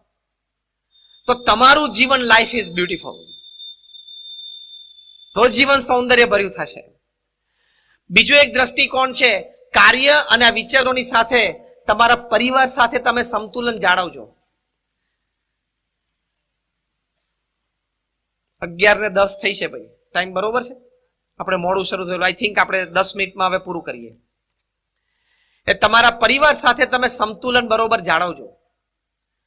8 કલાક કામ કરવાનું, 8 કલાક સુવાનું કે આરામ, અને ત્રીજા 8 કલાકમાં હું શીખવાડું છું 3F, 3H અને 3S. 3H એટલે ફેમિલી, ફ્રેન્ડ્સ, ફેથ. 3H એટલે હેલ્થ, હાઇજીન, હોબી. 3S એટલે સોલ, સર્વિસ એન્ડ સ્માઇલ. આ 9 વિભાગમાં તમારા 3 કલાક જવા જોઈએ. 24 કલાક એટલે 8 + 8 + 8. એ સિસ્ટમથી તમે જીવજો. પરિવાર સાથે સાંજે બેસવું, પરિવારમાં આપણા સંતાનોને સંસ્કારિત કરવા, એ લાઈફ ઇઝ બ્યુટીફુલ માટે ખૂબ જરૂરી છે. દુનિયાના સૌથી ધનાઢ્ય વ્યક્તિ વોરેન બફેટ સાંજે 6 વાગે મોબાઈલ ફોન બંધ કરીને ઘરે આવી જાય છે. રાત્રે 8 વાગે પરિવાર સાથે સાથે જ જમે છે. પતિ પત્ની રોજ રાત્રે અડધો કલાક જમ્યા પછી સાથે ચાલવા જાય છે. પતિ પત્ની સાથે બેસીને રોજ અડધો કલાકની ટ્યુશન એમના સંતાનોને આપ્યું, પછી એમના ગ્રેન્ડ ચિલ્ડ્રનને આપ્યું, અને આજે એમના ગ્રેટ ગ્રેન્ડ ચિલ્ડ્રનને આપે છે. પારિવારિક જીવન. હાર્વર્ડ યુનિવર્સિટીના એક સર્વે પ્રમાણે 110 દેશોમાં 1 લાખ પરિવારમાં 5 ખંડ ઉપર across caste, creed, colour, religion, nationality એ લોકો એક સર્વે કર્યો, અને સર્વેનો મુખ્ય પ્રશ્ન એ હતો, આ 1 લાખ પરિવારને પૂછવામાં આવ્યો કે what according to you is the greatest joy upon this earth. તમારી દ્રષ્ટિએ પૃથ્વી પર સૌથી મોટો આનંદ શું છે? અને સર્વે કેવી રીતે થયેલો? દુનિયાના 110 દેશોમાં 5 ખંડ ઉપર 8 વર્ષ સુધી આ સર્વે ચાલેલો. તમામ જ્ઞાતિ જાતિના લોકો, પરિવારોને પૂછવામાં આવેલું, એટલે ક્રોસ સેક્શન વોઝ ગ્રેટ. 67% વધારે રેસ્પોન્ડન્ટ્સ એમ કહ્યું કે spending quality and quantity time with your near and dear ones is the greatest joy upon this earth.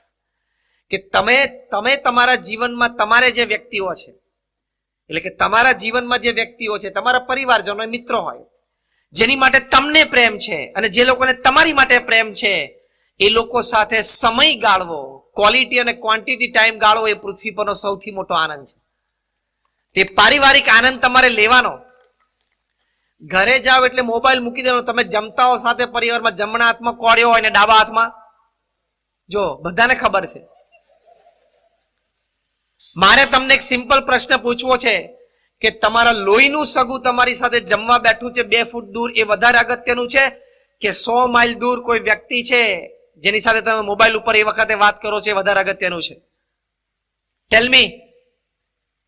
તો વી આર મિસ્ટેકિંગ સમવેર. આ મોબાઈલ ફોન ને બધું આપણી સેવા માટે બનાવેલું છે, આપણે એના ગુલામ થઈ ગયા. દર 3 મિનિટે આપણે મોબાઈલ ફોનને અડીએ નહીં ને, ગમે તે જગ્યાએ હોઈએ, ગમે તે પરિસ્થિતિમાં હોઈએ, પણ 3જી મિનિટે જો આપણે મોબાઈલ ફોનને અડીએ નહીં ને, તો આપણે ડિસ્ચાર્જ થઈ જઈએ છીએ. મોબાઈલ તો જ્યારે થવાનો હોય ત્યારે 3 મિનિટે કાઢીને જોવે, કંઈક છે, કંઈ છે, તો તું કઈ સેલિબ્રિટી છું? તું સ્ટાર, સુપરસ્ટાર છું? તારા ઇન્સ્ટાગ્રામ ઉપર 3 મિલિયન ફોલોવર છે? તું શેનો જોવે છે? સવારના પોરમાં ઉઠીને પહેલો મોબાઈલ ફોન. મૂર્ખ માણસ છું. સવારના પોરમાં ભગવાનને પ્રાર્થના કરવી જોઈએ. જે પણ ઈષ્ટદેવને માનતા હોય, ઉઠીને પહેલા એમને યાદ કરવી આપણી સંસ્કૃતિ છે. પછી મા બાપને યાદ કરવા જોઈએ, મનોમન એમને પગે લાગવું જોઈએ. પછી 2-5 સારા વિચારો મનમાં બોલવા જોઈએ. જો લાઈફ ઇઝ બ્યુટીફુલ માટે, કે હું આજે સારું કામ કરીશ, હું આજે કોકને મદદરૂપ થવાનો પ્રયત્ન કરીશ, આજે ગમે તે સંજોગોમાં હું ડિપ્રેસ નહીં થવું, આજે કદાચ મારા આજ 2 કામ છે, ન થાય તો પણ હું પાછો નહીં પડું, ફરી પ્રયત્ન કરીશ. આવા 5-7 વિચારો સવારના પરમાં ભરી દેવા જોઈએ હૃદયમાં. એના બદલે પેલો કચરો ખોલે મોબાઈલમાં અને પછી તો વોટ્સએપ ખોલે ખૂબ રાજી થાય, ઓહો 70 ચેટ 90 મેસેજ. હવે 70 માંથી 60 ચેટમાં તો સવારના પોરમાં ગુડ મોર્નિંગ ના 3 ફૂલડા જ હોય છે. તું ક્યાં કઈ કામનો છું ગામને કે તને હવાના પોરમાં સારા મેસેજ હોય? અને એમાંથી પાછું એકાદું ફૂલડું ગમે એ તું તારા ગ્રુપમાં જવા દે, અને ફૂલડું પાછું 3 દાડે છે કે અંજાર ને ભચાઉ ને અમદાવાદ સુધી ફરીને પાછું આવે. એમાં બપોરે એમ કોઈક નવું હોય તો ક્રોપ ચોપ કરે, એકાદી પાંદડી ઓછી કરે, પાછું આવીને ફરે. આમાં લોકોની અડધી જિંદગી પૂરી થઈ જાય. બોલો, વોટ્સએપ નો સમાનાર્થી શબ્દ છે કચરા પેટી. અહીંથી આવીને આમ જવા દે, અહીંથી આવીને આમ જવા દે. સી યુ મસ્ટ ડિસાઇડ કે તમારું જીવન તમારે જીવવાનું છે. હું ઘણી વખત કહું છું, when I talk to students, when I talk to corporates, I tell them કે જે વસ્તુ તમને જીવનમાં મફત મળે ને એની કિંમત તમે સમયની દ્રષ્ટિએ બહુ મોટી ચૂકવતા હો છો. અત્યારે વોટ્સએપ અને નેટ લગભગ મફત જેવું છે, પણ એની કિંમત તમે શું ચૂકવો છો? તમારા જીવનની સૌથી મૂલ્યવાન ચીજ છે ને સમય, એનાથી ચૂકવો છો ને. અને છોકરાઓ પાછા કેવો, આજ તો 30મી તારીખ થઈ ગઈ, કાલે 31 એક જ દિવસ બાકી, અને મારે 3 GB નો પ્લાન છે, હજી 2 જ વપરાણી. ઓહો, એક દિવસ મારે 1 GB વાપરવાનું, એટલે બધું ખોલ્યા જ કરે. એટલે 1 GB તો મફત મળે છે, પણ તે આ 3 કલાક કાઢ્યા, તારું મગજ બગાડ્યું, એ મોટો લોસ છે. આપણે આ સમજતા નથી, એટલે life does not become beautiful. પછી જીવન સૌંદર્ય ભર્યું ના થાય. તો પરિવારમાં તમારે સંસ્કાર આપવા પડે. સ્ટીવ જોબ્સ જેણે આઈફોન શોધ્યો, એમના દીકરા દીકરી 12 ને 14 વર્ષના થયા, એમના હાથમાં મોબાઈલ ફોન નહોતો આપ્યો. કે અમે લોકોએ પ્રેમથી, અમે સ્ટીવ જોબ્સ ને એમના પત્ની એટલે માતા પિતા તરીકે એ લોકોએ ચર્ચા કરી કે આપણા સંતાનોને આપણે કેટલા ગેજેટ સુધી એક્સપોઝ કરવા કે લોકો મચ્યોર થાય પછી બધું આપશું. માતા પિતા બંને બાળકો સાથે બેઠા, એને સમજાવ્યા કે બેટા અત્યારે ભણવું એ તમારું મુખ્ય ધ્યેય છે, સંસ્કાર એ તમારા મુખ્ય ધ્યેય છે. તારે જોઈતો તો તારી સામે આ મોબાઈલ ફોન પડ્યો, આઈફોન.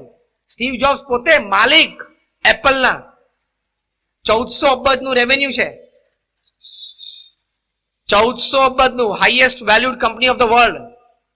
દેશી ભાષામાં બોલું તો એનો સંકલ્પ થાય કે મારે આખું ભુજ ખરીદી લેવું છે ને તે ખરીદી લે. આ હું તમને તમારી ભાષામાં ભાષાંતર કરીને કહું છું, એની તાકાત. એ વ્યક્તિ આ સમજદારી આપી, માતા પિતા બંને સાથે બેસીને સંતાનોને સમજદારી આપી, સંતાનો સમજ્યા. સ્ટીવ જોબ્સની દીકરી 18 વર્ષની થઈ, એનો દીકરો 18 વર્ષનો થયો, પછી એ લોકો આઈફોન હાથમાં લીધો. અને તમે લોકો, તમારો દીકરો 12, 13, 14 વર્ષના દીકરા દીકરી થાય એટલે બર્થડેમાં એ માંગે તમે આપી દો સ્માર્ટફોન.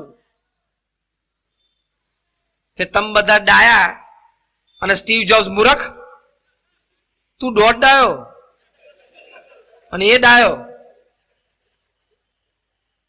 કેટલા છોકરાઓની જિંદગી બગડે છે. બ્લુ વેલ ગેમમાં કેટલા છોકરા છોકરીઓ આપઘાત કર્યા. અત્યારે પબજીમાં કેટલા બધાનો સમય જાય છે. પબજી જે ખોલે ને એ પૃથ્વી પર મૂર્ખ number 1. It's a wastage of time. તમારો ટાઈમનો વેસ્ટેજ છે. તમે જીવનમાં 500 સારા પુસ્તકો વાંચો, શું તમારી વિચારધારા ખીલે? શું તમારો શબ્દ ભંડોળ ખીલે? શું કોઈ પ્રશ્નને એનાલિસિસ કરવાનો પાવર ખુલે? તમારા આઈડિયાઝ તમે પ્રેઝન્ટ કરી શકો, તમે કોઈ વ્યક્તિ સાથે સારી ચર્ચા કરી શકો, તમે કોઈ સારી વાત લખી શકો, કોઈ પણ નવી વાતને સારી રીતે સમજી શકો, વ્યક્તિને સારી રીતે ઓળખી શકો, તમારું કામ સારી રીતે કરી શકો. You develop your intelligence, you develop your personality અને you develop your character. Blue whale ગેમમાં કે પબજીમાં તમારી પર્સનાલિટી અને કેરેક્ટર ડેવલપ થાય છે. તો જે વાતમાં તમારું ઇન્ટેલિજન્સ ડેવલપ ના થતું હોય, તમારો વિલ પાવર અને કોન્ફિડન્સ ડેવલપ ના થતો હોય, તમારી મોરાલિટીઝ એટલે કે નૈતિકતા અને પ્રામાણિકતા ડેવલપ ના થતી હોય, એટલે કે જ્યાં તમારું વ્યક્તિત્વ અને ચારિત્રનો વિકાસ ના હોય ને, એ પ્રવૃત્તિ કરાય જ નહીં. મૂર્ખામી જ કહેવાય. પબજી મોટી મૂર્ખામી છે. અમે તો આ વાત તમને નિસ્વાર્થ ભાવે કહી છે, અમને કોઈ સ્વાર્થ નથી. અમે બોલવાનો કોઈ દિવસ 1 રૂપિયો નથી લેતા. ક્યાં છે આયોજકો? I don't charge. હું તો 25-26 વર્ષથી નેશનલ ઇન્ટરનેશનલ સેમિનાર્સમાં બોલું છું. કાલે અંજારમાં બોલશું, પરમ દિવસે બોમ્બેમાં આઈએમસીમાં ટેક્સ કન્સલ્ટન્સની કોન્ફરન્સમાં ત્યાં ઇન્ડિયન મર્ચન્ટ ચેમ્બરમાં સાઉથ બોમ્બે બોલીશ. 9મી સાંજે મુલુંદમાં કાલિદાસ હોલમાં બોલીશ. 10મીએ સવારે ચેન્નાઈ જશે, 10મીએ સાંજે ચેન્નાઈ ફંક્શનમાં બોલીશ. 11મી હૈદરાબાદ બોલીશ, 12મી પુનામાં બોલીશ, સિમ્બાયસિસમાં. અમે તો નિસ્વાર્થ ભાવે બોલીએ છીએ. We don't charge a single penny. તમારા સારા માટે કહીએ છીએ. ફરી વખત આપણે જીવનમાં કદાચ મળ્યા ના મળ્યા, it is for your good. અમને કોઈ સ્વાર્થ નથી. પણ તમે આ બધી વાતો શાંતિથી ઘરે જઈને વિચારજો કે આ બધી વાતો હકીકત છે. લાઈફ તો એવી રીતે જીવવું જોઈએ કે 70-80 વર્ષે જયારે આપણે જીવનના અંત સમય હોય ને ત્યારે છાતી ઉપર હાથ મૂકીને કહી શકવા જોઈએ, યસ આઈ લીવ્ડ માય લાઈફ. મને ભગવાને 70-80 વર્ષ આપ્યા ને હું જીવ્યો. અને ભગવાનની સામે આંખમાં આંખ નાખીને બોલી શકવા જોઈએ, કેવું ભગવાન કે આવું ખરું, હા એવું થવું જોઈએ. તો ત્યાં પછી મોઢું નીચું ઘાલવું પડે કે પબજીમાં બહુ દાડા કાઢ્યા ગયું. ત્યાં તો ઉપર આંખમાં આંખ નાખીને વાત કરી શકવા જોઈએ ભગવાનની સામે કે તમે 70 વર્ષ આપ્યા, કેવું રહ્યું? ભગવાન કે જબરજસ્ત રહ્યું, હા એવું એમને થવું જોઈએ. ત્યારે આવું માય કાંગલા જેવા જીવન જીવ્યા હોઈએ મરતા મરતા, એની કોઈ કિંમત છે? માટે આ સંસ્કાર છે ખૂબ જરૂરી છે. તમે વ્યસન રાખશો, તમારી લાઈફ પણ બ્યુટીફુલ નહીં થાય, તમારા સંતાનો પણ વ્યસન શીખી જશે. તમે દારૂ પીશો તો તમારું વ્યવસાય, તમારું લાઈફ પણ જશે અને તમારા સંતાનોની જશે. અહીંયા તમે જે બેઠા છો, તમારામાંથી જે તમાકુ ખાતા હોય ને, એની ઉપર હું એક આક્ષેપ મૂકું વડીલોની અનુમતિથી. જે તમાકુ ખાતા હોય તમારામાંથી ઘણા બધાને તમાકુનું કંઈક વ્યસન હશે. હું તમારી પર એક જાહેરમાં આક્ષેપ મૂકું છું. તમારી તાકાત હોય તો મને ના પાડજો. જે તમાકુ ખાય છે એની ઉપર એવો આક્ષેપ છે કે તમને તમારી પત્ની પ્રત્યે કોઈ પ્રેમ નથી ને તમારી પત્ની વિધવા થઈ જાય ને તમને કોઈ પડી નથી. ચલો આ સ્ટેટમેન્ટને ચેલેન્જ કરો. કારણ કે તમાકુથી કેન્સર થવાની શક્યતા છે ને, એક દિવસ તમારી પત્ની વિધવા થવાની શક્યતા છે ને. બીજો આક્ષેપ તમારી પર મૂકું છું, જે તમાકુ ખાય છે તમને તમારા સંતાનો પ્રત્યે કોઈ જ પ્રેમ નથી અને તમારા સંતાનો બાપ વગરના થઈ જાય એની તમને કોઈ પડી નથી. હું તમને મોઢે કહું છું. હવે તમારી તાકાત હોય તો મારું આ સ્ટેટમેન્ટ સામે ચેલેન્જ કરો. કારણ કે તમે એક દિવસ કેન્સરથી મૃત્યુ પામો, તમારા સંતાનો બાપ વગેરે થઈ જવાના ને. ટૂંકમાં તમે તમાકુને અડો છો એટલે તમને તમારા પરિવાર પ્રત્યે કોઈ પ્રેમ નથી, તમને તમારા પરિવારની કોઈ પડી નથી અને તમારો પરિવાર રખડી પડે એની તમને કોઈ પરવા નથી. એમ આઈ રાઈટ ઓર રોંગ? હા કે ના? તો જે હવે તમાકુ ખાતા હોય ને એની ઉપર મારે આક્ષેપ છે, ને આક્ષેપ ટાળવો હોય તો તમાકુ છોડી દેજો, તો લાઈફ ઇઝ બ્યુટીફુલ. આટલું મસ્ત શરીર ભગવાને આપ્યું હોય, બુદ્ધિ, શક્તિ, આવડત જે કઈ નાની મોટી આપણને આપી હોય, એ બધું એક 50 પૈસાની પડીકીના હવાલે ના કરી નખાય. મૂર્ખ ના થતો. આટલું સરસ જીવન, આટલા સરસ આપણી આજુબાજુ આપણા મિત્રો હોય, આપણો પરિવાર આટલો સારો હોય, 2-5 માણસ આપણને જરા પૂછતા વાંચતા હોય અને 2 જગ્યાએ સારી નોકરી, આપણે નોકરી ધંધો વેપાર કરતા હોઈએ, આટલું સરસ જીવન એક 50 પૈસાની પડીકીના હવાલે ના છોડી દેવાય ને તો મૂર્ખના જામ કહેવાય. એટલે જે અહીંયા બેઠા છો ને છોડી દેજો. એક જણો મને આવી રીતે વાત કરીને તો દોઢ થઈને કે સ્વામી એ તો તમાકુ નથી ખાતા, એ બધાને કેન્સર નથી થતા. મેં કહું થાય છે ને. તો કે હવે એનું શું? મેં કહું આઈ ગીવ યુ લોજિક. મેં કહ્યું એ તો ઘરમાં આપણે તાળા મારેલા હોય છે ને બહાર જઈએ તો તાળા તૂટીને ચોરી નથી થતી. તો કે થાય છે ને. તો એમ કહીએ કે ના ના અમે તો તાળા મારેલા હશે તોય થાય છે, ત્યારે ખુલ્લા રાખીને જાઓ ને થવાનું છે તો વહેલું થાય. એમ તમે કોઈક તમાકુ નથી ખાતા ને કેન્સર નથી થતું, થાય છે તો ખાઓ ને તો વહેલું થશે, પોસિબિલિટી વધશે. સિમ્પલ. એક જણો કે તમાકુ આમ સવારના પોરમાં સામે ચોડું ને ચૂના સાથે તો જ ટોયલેટ જવાનું થાય છે ને તો જવાનું થતું જ નથી કે. હવે એ તો તે તારા માનસ સાથેનું લિંક કરી દીધી છે, લિંક માનસિક રીતે એટલે થાય છે. પછી મેં એને સમજાયો, તને ખબર છે એક્યુપ્રેશર નામનું એક વિજ્ઞાન છે? તો કે યસ. એક્યુપ્રેશરમાં તારા ડાબા અંગૂઠાની નીચેનો આ પોઈન્ટ છે ને એ આમે પ્રેશર પોઈન્ટ છે ટોયલેટ માટે. તું તમાકુ અને ચૂનો ચોડે એટલે ગરમીથી આ દબાઈ છે ને એટલે તારે ટોયલેટ જવાનું થાય. બાકી ચૂના ને તમાકુ ને તારા સંડાસને કોઈ સંબંધ જ નથી. અત્યારે કોઈ પ્રયોગ ના કરતા.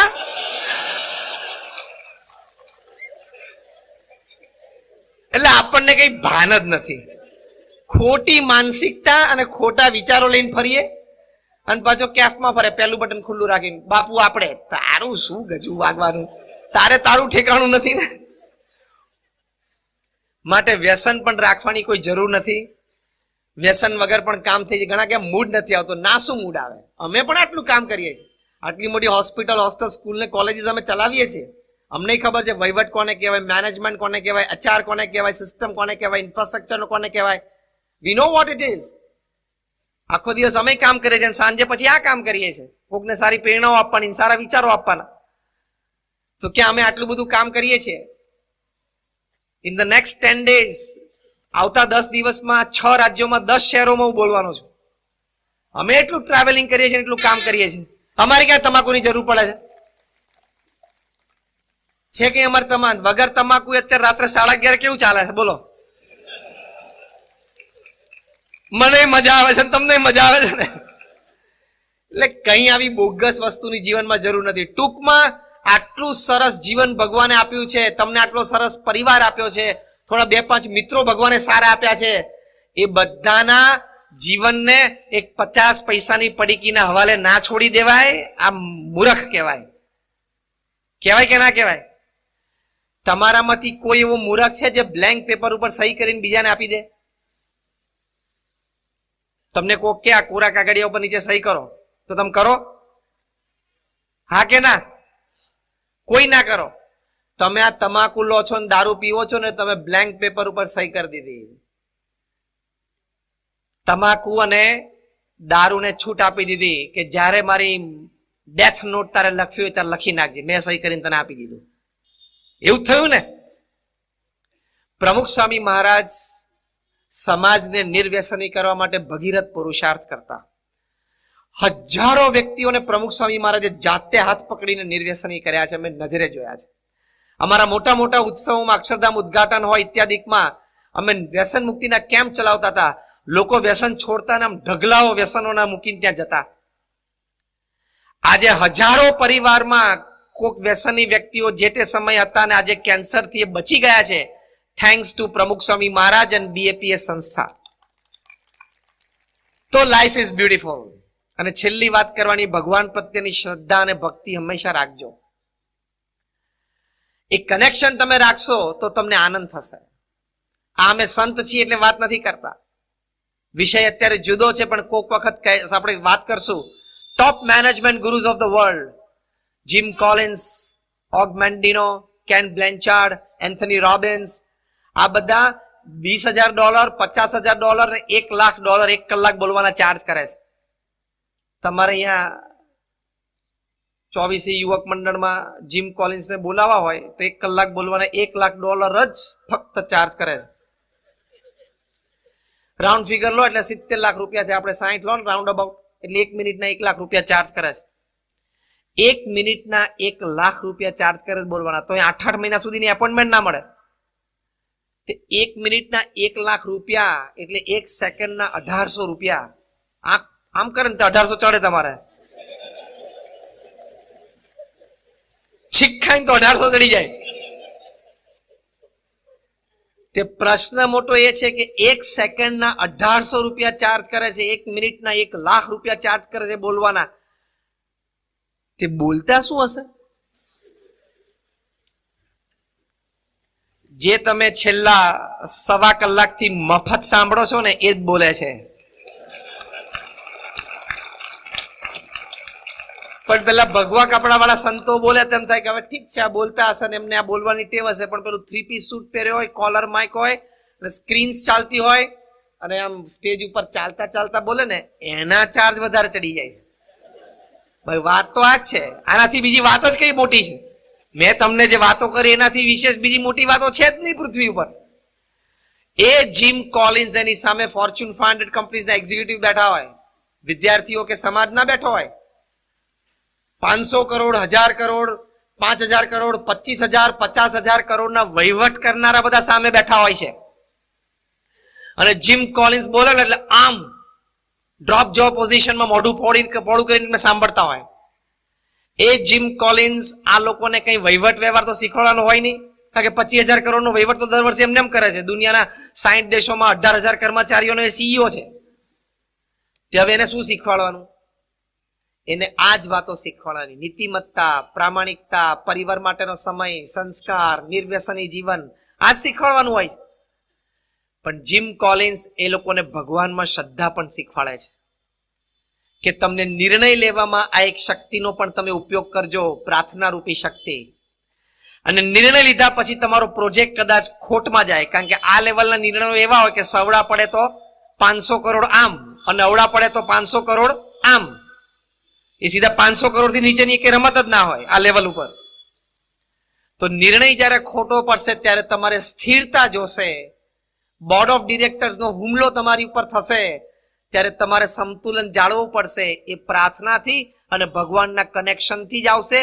એવું 40 વર્ષની કોર્પોરેટ ટ્રેનિંગ પછી જીમ કોલિન્સ શીખવાડે છે. તો મેનેજમેન્ટમાં પણ ભગવાનમાં શ્રદ્ધાની વાત છે, સોશિયલ રિલેશનશિપમાં પણ ભગવાનમાં શ્રદ્ધાની વાત છે, અને હેલ્થ સંબંધી પણ ભગવાનમાં શ્રદ્ધાની વાત છે. ડોક્ટર્સ કહે છે કે 90% રોગ સાયકોસોમેટિક છે, એટલે કે તમારું મન અસ્વસ્થ હોય એટલે તમારું શરીર અસ્વસ્થ બને છે. તો મન સ્વસ્થ રાખવા માટે ભગવાનનું નામ સ્મરણ છે. એ સાયકોન્યુરો સોફ્ટવેરથી સાયન્ટિફિકલી પ્રૂવ થયેલી વાત છે. 50,000 થી પણ વધારે research papers by man of science, વૈજ્ઞાનિકો દ્વારા વૈજ્ઞાનિક પરિષદોમાં દેશ પરદેશમાં પ્રેઝન્ટ થયા છે, જ્યાં દે હેવ પ્રૂવડ કે પ્રાર્થનાથી, કે નામ સ્મરણથી, કે ભગવાનના મૂર્તિના ધ્યાનથી, કે મંદિરે જવાથી, કે સંતો પાસેથી કથા સાંભળવાથી, કે સત્શાસ્ત્રોના વાંચનથી તમને શારીરિક, માનસિક અને આંતરિક કેવા પ્રકારના લાભ થાય છે ને, એ સાયન્ટિફિકલી પ્રૂવડ છે. એવી હજારો વાતો છે. કોઈ જળમૂળમાંથી નાસ્તિક હોય ને એને મારી પાસે લાવજો, 10મી મિનિટ નહીં થવા દઉં. એ જે વિજ્ઞાનની દ્રષ્ટિકોણથી બોલશે ને, વિજ્ઞાનની દ્રષ્ટિકોણથી હું એને વૈજ્ઞાનિકોના નામ અને પ્રયોગ સાથે કહીશ કે તને જે પ્રશ્ન છે ને એ વિજ્ઞાનની દ્રષ્ટિએ આવી રીતે સાબિત થયેલું છે. મારી પાસે 500 રિસર્ચ પેપર્સની કોપીઝ છે. એટલે ભગવાનના અસ્તિત્વને, ભગવાનના કરતાપણાને કોઈ નકારી શકે એમ નથી. 400 વૈજ્ઞાનિકો મુંબઈમાં હતા અને મારે લોજિક વર્સિસ ફેથ, તર્ક વિરુદ્ધ શ્રદ્ધાનું પ્રવચન હતું. 1 કલાક પ્રવચન ચાલ્યું, પછી 2 કલાક પ્રશ્નોત્તરી ચાલી. વૈજ્ઞાનિકો હતા ને. પછી મેં 400 વૈજ્ઞાનિકોને એક પ્રશ્ન પૂછ્યો જેનો જવાબ કોઈ ના આપી શક્યા. પ્રશ્ન મેં પૂછ્યો કે પૃથ્વી અત્યારે એની સ્પીડ ઉપર ફરે છે ધરી ઉપર 1,00,000 કિલોમીટર પર આવર. કાલ સવારે ધારો કે સ્ટેગરિંગ ચાલુ થાય, આપણા હાથની તો વાત છે નહીં. ઝડપી ફરવા માંડે, ધીમી, પાછી ઝાટકા શરૂ થઈ જાય, તો તમે બધા નાસાના વૈજ્ઞાનિકો, યુરોપિયન સ્પેસ એજન્સીના વૈજ્ઞાનિકો, ઇસરોના વૈજ્ઞાનિકો ભેગા થઈને પાના પકડ લઈને નીચે જવાના છો? ત્યાં કઈ પાના પકડ ચાલે એમ છે કે હરખું કરી એની સ્પીડ હરખી કરું? આ તો કઈ સ્કૂટરનું ટાયર છે? સ્ટેગરિંગ શરૂ થાય એટલે હવે પહેલો પ્રશ્ન આવે કે ડેટ કઈ નક્કી કરવી. તમે એમ કહો કે 10મા ધોરણની પરીક્ષા કાલે સવારે 7 માર્ચે શરૂ થવાની છે, પણ 7 માર્ચ નક્કી કેવી રીતે કરવી? કારણ કે સ્ટેગરિંગ ચાલુ થાય એટલે દિવસ આજે 30 કલાકનો અને રાત 2 કલાકની થઈ જાય, કાલે દિવસ 75 કલાકનો અને રાત 50 કલાકની પણ થઈ જાય, પરમ દિવસે દિવસ 1 કલાકનો અને રાત 100 કલાકની પણ થઈ જાય. બધું શક્ય છે. સ્ટેગરિંગ ચાલુ થયું એટલે સ્પીડમાં તે આપણા હાથની વાત રે. કાર્યક્રમ જ પૂરો થઈ જાય. જમવું ક્યારે, ઉઠવું ક્યારે, પીવું ક્યારે, આવું સ્ટેગરિંગ ચાલુ થાય એટલે તે શું તમે બધા વૈજ્ઞાનિકો ભેગા થઈને પૃથ્વીની સ્પીડ કરોડો વર્ષોથી એક ધારી રાખો છો? પછી મેં એક બહુ ઇન્ટરેસ્ટિંગ પ્રશ્ન વૈજ્ઞાનિકોને પૂછ્યો. હું જે વૈજ્ઞાનિકોને મળું એના પ્રશ્ન પૂછું. મને કહું because I am a man of science અને મેન ઓફ સ્પિરિચ્યુઆલિટી બે. મેં એન્જિનિયરિંગ કર્યું એટલે વિજ્ઞાન પણ ભણેલો છું અને અધ્યાત્મ પણ ભણેલો છું. મેં કહું ગુરુત્વાકર્ષણ છે, તમને કોઈ જળમૂળમાંથી નાસ્તિક મળે ને એની પાસે આ વાત કરજો, તમે 5 મિનિટમાં આર્ગ્યુમેન્ટ જીતી જશો. હું તમને શીખવાડું. તમારે ને પૂછવા ગુરુત્વાકર્ષણ તો છે, જે પૃથ્વીમાં એક આ ફોર્સ છે ને બધાને નીચે ખેંચી રાખે છે. માણસ, પશુ, પંખી, ઝાડ પાન બધાને પકડી રાખે છે. એને શું કહેવાય? ગુરુત્વાકર્ષણ. વૈજ્ઞાનિકોએ આ ફોર્સનું નામાભીકરણ કર્યું છે કે એને ગ્રેવિટેશન કહેવાય, અંગ્રેજીમાં અને ગુજરાતીમાં ગુરુત્વાકર્ષણ કહેવાય. પણ એ ફોર્સનો જન્મસ્થાન, કેવી રીતે ઉદ્ભવ થાય છે એ કોઈને ખબર નથી. પછી મેં વૈજ્ઞાનિકોને પૂછ્યું કે હું તમારો હાથ પકડીને આમ ખેંચું તો મારી કંઈક શક્તિનો ઉપયોગ થયો કહેવાય ને? મેં કંઈક શક્તિ ખર્ચી કહેવાય. ખર્ચા ને કંઈક શક્તિ. તમે પાણીનો ગ્લાસ આમ લઈને પીને આમ બાજુ પર મૂકો તો શક્તિ થોડીક વપરાણી ને. એમાં ગુરુત્વાકર્ષણ બધાને ખેંચી રાખે છે, આપણે 7 અબજને. તેની શક્તિ વપરાતી કે નથી વપરાય? શક્તિ એની વપરાય છે કે નથી વપરાતી? પૃથ્વી પર કોઈ વૈજ્ઞાનિક હજી બોલી નથી શકતો કે શક્તિ વપરાય છે કે નથી વપરાતી, કારણ કે જે જવાબ આપે ને એમાં ફસાય એમ છે. જો એમ કે વપરાય તો નવી આવે છે ક્યાંથી? અને પાછું પરફેક્ટ બેલેન્સ, હા, ગુરુત્વાકર્ષણનું. તમે એમ ના કહી શકો કે ન્યુઝીલેન્ડમાં પેલી બાજુ ગયો હતો ને ત્યાં તો ગુરુત્વાકર્ષણ બહુ હતું, તે પગ 2-2 ફૂટ અંદર જતા રહેતા હતા. અને સાઉથ અમેરિકામાં, લેટિન અમેરિકામાં એમેઝોનની પેલી બાજુ ગયો ને ત્યાં ગુરુત્વાકર્ષણ થોડુંક ઓછું હતું, તે 1-1 ફૂટ ઉપર ઉડતો હતો. એવું થાય છે? પૃથ્વી પર એક વ્યક્તિ હતી કે આજે 7 અબજ છે, ભવિષ્યમાં 15 અબજ હશે ને, તો એ બધા વગર એફર્ટ, વગર પુરુષાર્થે સરસ પૃથ્વી પર ચાલી શકે ને એવું ગુરુત્વાકર્ષણ મેન્ટેન થાય છે. કોણ કરે છે? અને ધારો કે વૈજ્ઞાનિક એમ કઈક નથી વપરાતું, તો તારો સિદ્ધાંત ખોટો, આખું વિજ્ઞાન ખોટું. હું હાથ પકડીને ખેંચું એટલે એનર્જી વપરાય, આ બધાને ખેંચે તો વપરાવી જ જોઈએ. ખ્યાલ આવ્યો? જવાબ કોઈ નહીં આપી શકે. પૃથ્વી પર કોઈ વૈજ્ઞાનિક પાસે જવાબ નથી. આવા મારી પાસે 100 પ્રશ્નો છે. વૈજ્ઞાનિકોની વાત કરું ત્યારે મને તો બહુ મજા આવે છે. I enjoy. આ બધા પ્રશ્નોનો ઉત્તર વિજ્ઞાન પાસે નથી, કારણ કે અધ્યાત્મ છે, ભગવાનનું સર્જન છે. માણસના સર્જનમાં તકલીફ હોય, ભગવાનના સર્જનમાં ના હોય. આપણે માણસનું સર્જન પેલું ચકડોળ છે, મેરી ગો રાઉન્ડ છે ને, 5 કિલોમીટરની સ્પીડે ફરે છે, તો 5 મિનિટ એમાં બેસીને ચક્કર આવે છે કે નહીં? આપણે નાના હતા ત્યારે ખબર છે ને, આલા મોટું ચકડોળ ફરે છે, ખબર છે? 1,00,000 કિલોમીટર પર આવરની સ્પીડે. તમારી ગાડી હાઈવે ઉપર 150ની સ્પીડે જાય ને તો તમને એમ લાગે ખાલી જબ્બર સ્પીડે જાય છે ગાડી. તો આ પૃથ્વીની ધરી ઉપર 1,00,000 કિલોમીટર પ્રતિ આવર, દર કલાકે 1,00,000 કિલોમીટરની સ્પીડે ફરે છે, તો આપણને ચક્કર આયા. તારા ચકડોળમાં 5 કિલોમીટરની સ્પીડે ચક્કર આવે, ભગવાનના ચકડોળમાં 1,00,000 કિલોમીટરે પણ ચક્કર નથી આવતા. એ ભગવાનનું કર્તવ્ય છે. ભગવાને ધૂળમાં કેટલી બધી આઈટમો, ધૂળની કોઈ કિંમત છે? ધૂળની કોઈ કિંમત ખરી? આ ધૂળ ઉડતી હોય ઘરમાં તો આપણે કાઢી નાખીએ બહાર, પગ નીચે ધૂળ કચરાય છે. પણ ભગવાને ધૂળ બનાવીને એટલી એક સરસ આઈટમ બનાવી છે. આ ધૂળ તમે શાંતિથી વિચાર કરો ને, ધૂળમાંથી 7 અબજની વસ્તીને હવારના પોરમાં કામ ધંધો મળે છે. સમજો, હવે શાંતિથી વિચારો. તમે જે પણ કામ કરતા હશો ને એનું મૂળ તો ધૂળ જ હશે. તમે ચેક કરો, જાઓ. તમને ખબર છે પૃથ્વી પર 10% પ્રજા તો એવી છે, હવારના પોરમાં ઉઠીને ખોદવા જ માંડે. પછી માઇનિંગ હોય કે બિલ્ડર હોય, ખોદવા જ માંડવાનું સવારના પોરમાં ઉઠીને. બીજી 8-10% પ્રજા એવી છે કે ખોદ્યા પછી જે નીકળે છે ને એ બધું ભેગું કરીને ગોઠવે છે. બીજી 8-10% પ્રજા એવી છે કે ભેગું થયેલું છે ને એને ટ્રાન્સપોર્ટ કરે છે મેન્યુફેક્ચરિંગ સુધી. બીજી 8-10% પ્રજા એવી છે કે એનું કંઈક એમાંથી કંઈક રૂપાંતર કરે છે, કંઈક ભેગું કરીને છૂટું પાડે, એનું કંઈક નવી પ્રોડક્ટ બનાવે. બીજી 15% પ્રજા માર્કેટિંગમાં છે, જે બન્યું ને એને માર્કેટ સુધી લઈ જાય. અને પૃથ્વી પર 1% પ્રજા એવી સુખી છે કે ઘેર બેઠા બધું ભોગવે છે. આમાં 100% પ્રજા પૂરી થઈ ગઈ. આ વાત મેં એટલા માટે તમને કરી. હવે શાંતિથી સાંભળજો, રહસ્યની વાત હવે છે. જે ભગવાને આ ધૂળની કોઈ કિંમત નથી, એમાં આટલી બધી વસ્તુ મૂકી કે તમે 2 દાણા ઘઉંના નાખો ને 2 ના 100 કરીને આપે. આ ધૂળમાં ભગવાને લોખંડથી માંડીને હીરા, માણેક, ઝવેરાત, સોનું, ઓઇલ, પેટ્રોલ, કોલ બધું મૂક્યું. જે ધૂળની કિંમત નથી એમાં આટલું બધું મૂક્યું. તો ભગવાનનું શ્રેષ્ઠ સર્જન મનુષ્ય છે. આપણામાં પણ ભગવાને ઘણું બધું મૂક્યું છે, બહાર લાવવાની જરૂર છે. થોડું ત્યાં તો ખોદકામ કરો તો અંદરથી પણ હીરા ને ઝવેરાત નીકળશે. સદગુણો ઘણા બધા ભગવાને મૂકેલા છે. ધૂળમાં સોનું મૂકે તો તારા હૃદયમાં સોનું ના મૂક્યું હોય ભગવાને? એટલે કે સોના જેવા વિચારો ને સોના જેવા કાર્યો ના મૂક્યા હોય? તને કિંમતી ના બનાવ્યો હોય? પણ તારે બીડીઓ પીવામાં પૂરું કરવું છે, તારે ગામની ચર્ચા કરવામાં પૂરું કરવું છે, ત્યારે કોકનું ખોટું લઈ લેવામાં પૂરું કરવું છે. એટલે અંદરથી જે સોનું નીકળવું જોઈએ ને બહાર, એ નથી નીકળતું. Life is beautiful. If you go inside, you will find n number of valuable things. ઘણી બધી વસ્તુઓ તમને મળશે. તો ભગવાનમાં શ્રદ્ધા રાખજો. જે પણ ઈષ્ટદેવમાં તમે માનતા હો એનું નામ સ્મરણ નિત્ય કરજો. એના મંદિરે તમે દર્શન કરવા જજો. hundreds of researches કહે છે કે તમને માનસિક શાંતિ રહેશે, તમારું સ્વાસ્થ્ય સારું રહેશે, તમારું મન પ્રફુલ્લિત રહેશે, તમને આનંદ આવશે જીવનમાં. એટલે અધ્યાત્મ પણ જોઈએ.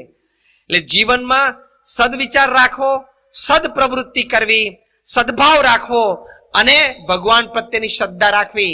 then your life is beautiful, life is great. આપ સૌ માટે અમે ભગવાનને પ્રાર્થના કરીએ છીએ કે આપ સૌના હૃદયમાં આ વિચાર અને વાત સ્થિર થાય એવા પ્રમુખ સ્વામી મહારાજ અને પ્રગટ ગુરુ મહંત સ્વામી મહારાજ આપ સૌને આશીર્વાદ આપે એવી પ્રાર્થના. Thank you very much and my all prayers for all of you.